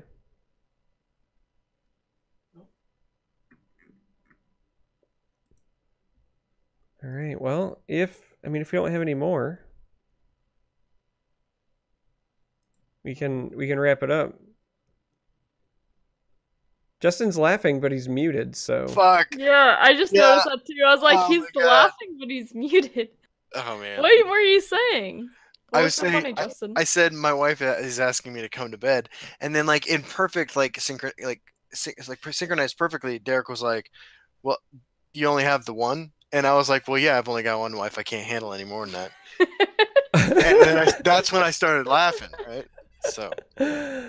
Oh yeah, I mean we could see you like mouthing and laughing, but we couldn't hear you. So That makes sense. Justin in his own world once again. Yeah. We're in Justin time now. I still got to record a video about this new card too. yeah, I was probably gonna do that tomorrow because I'm tired myself. I don't know of any reveals tomorrow, but that doesn't mean there aren't any. Yeah, I mean I don't know. There's only 11 cards, so Yeah. Yeah, I don't know anything else about him. Like, I don't know anyone else who's been like, oh yeah, I get to do a reveal on this day. yeah. And even with there being 11 cards, it doesn't mean there will be 11 reveals because Forgotten Hero, for example. Well, no, it's one of those like I think you probably with a set like this probably do reveal all of them. But more so, I was thinking like with Forgotten Hero, there was the 3 singleton cards, and so like if there's ever a package like that, sometimes it might make sense to do like multiple as a reveal. I'm not saying that there is or isn't for this set. I'm just thinking like it makes sense, yeah, for the future. Yeah. I will say, stay tuned to your favorite Legends content creators and websites and the Reddit and all that stuff over the course of the next week, because this is the big season. This is when you're going to start seeing all the new cards. Yeah, I don't know, but I'm gonna guess within like the next 2 weeks we'll know close to all the cards. But like I said, I don't actually know. Just making a guess. Yeah, 2 weeks sounds. I like Joe's comment though. They're going to. I think we need that card. We already have Trader's Flames, but it's not the best card, so we need a good Joe Trader card, and it has to be for Warrior. Yeah. Trader Joe said they're going to release a card called Trader's Joe and let Link reveal it. Joe. That would be pretty funny. Oh, Ruby Undead, I'm glad you were able to join us today. Thank you very much. Yeah. You're my favorite Ruby. Munsifer wants to know when I reveal a card. I don't actually know if I can answer that question. I feel like I can. I'm gonna assume that he's going to do it at some point, because there's no way that Justin wouldn't get a card to reveal. I'll say this. Justin has publicly said what his streaming schedule is, and you should pay attention and maybe show up for those. That's a pretty good idea. That's a pretty solid idea. See, I've learned how to dance around. Yeah. Saying Charmer. Yeah, I mean, I know you actually read the NDA, and I know that Justin did not. That's true. So Justin's always like, I'm not sure if I can say this, and Char's like, well, I actually know what my rules are, so I'm gonna hop, skip, and jump around this. Yeah. No, it's exciting. There's There's some pretty cool shit coming in here in the near future. Yeah. All right. Well, Shunara, by the way, you are incorrect. Ban Shannara. You are incorrect about your guess there. What did he say? Shunara says, I'm going to reveal a red card that is an orc. That's a Apollo card, though. I'm not saying anything else. Although it's pretty clear that... I could see Justin revealing an orc card. So wait, when did you start playing Legends, Silverfuse? I technically started like the last week of December, and I played it, like I actually did like almost all my games on streams, including learning it, like tutorials and stuff, and a lot of community members helped me. And then I did it up until about like mid to end February, and then my school started getting, I was like doing physics 2 and stuff like that, and it was taking up a lot of my time. And I also, yeah, I just didn't have that much more time anymore. So I took off from like March to the beginning of May, and then once school got out, I started playing Legends again a lot. So I'd only had like 90 hours on the game beforehand, and the qualifier, I had like when I actually like made it into the top 8, I had 300 hours on the game. Oh wow. How many hours? Let me check. I have on Steam. Mine's got to be a lot higher now, though. I have 694 hours on Steam. I play most of my arena runs on my phone. And I play more arena than I do constructed. Disappointingly, my audience is not nearly as into arena runs as they are in memes on the ladder. So now I'm apparently at 1,040 hours. Cool. But I will say I cast a decent amount, and I have definitely left the client open multiple times. Fair enough. So, I mean, I would guess maybe 700 hours of playtime.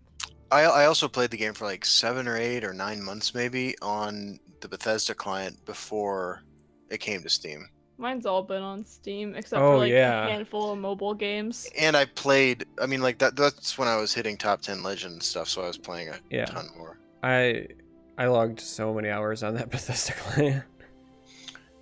When my computer died and I was offline for like a month, I remember I couldn't get that was like the same time that like Bethesda went to Steam, because I remember I could run Steam on my work computer, but for some reason the Bethesda client was blocked.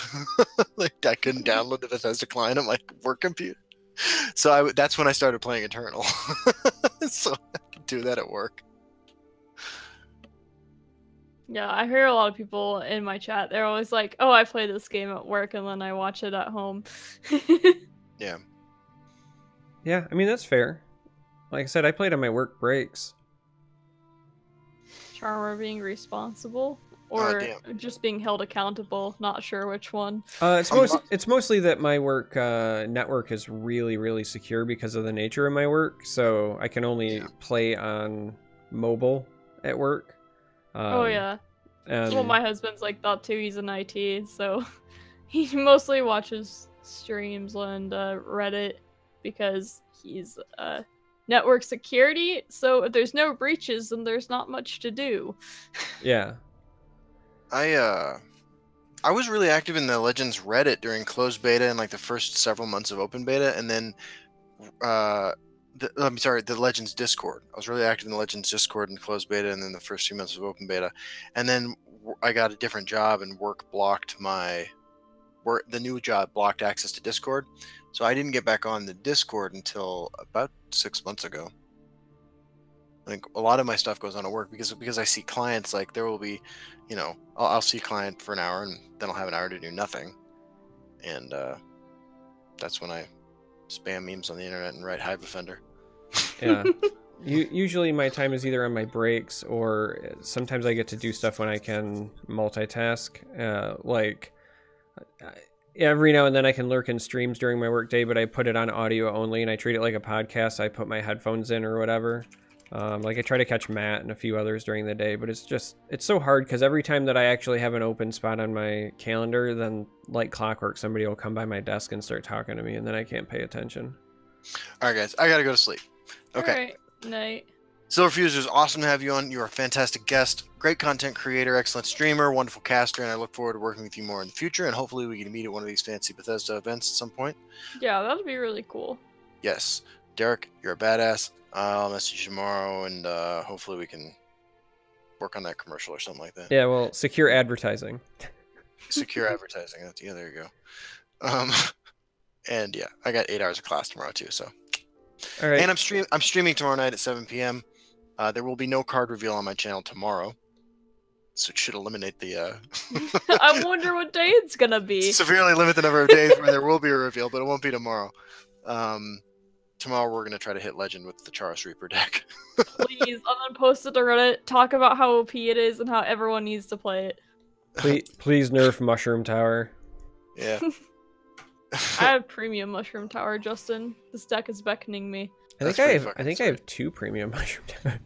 Good night, everybody. You're awesome in chat. Love you all. Good night, Justin. Tell Sandra I'm sorry for keeping you up. She likes you way more than she likes me. Yeah, well.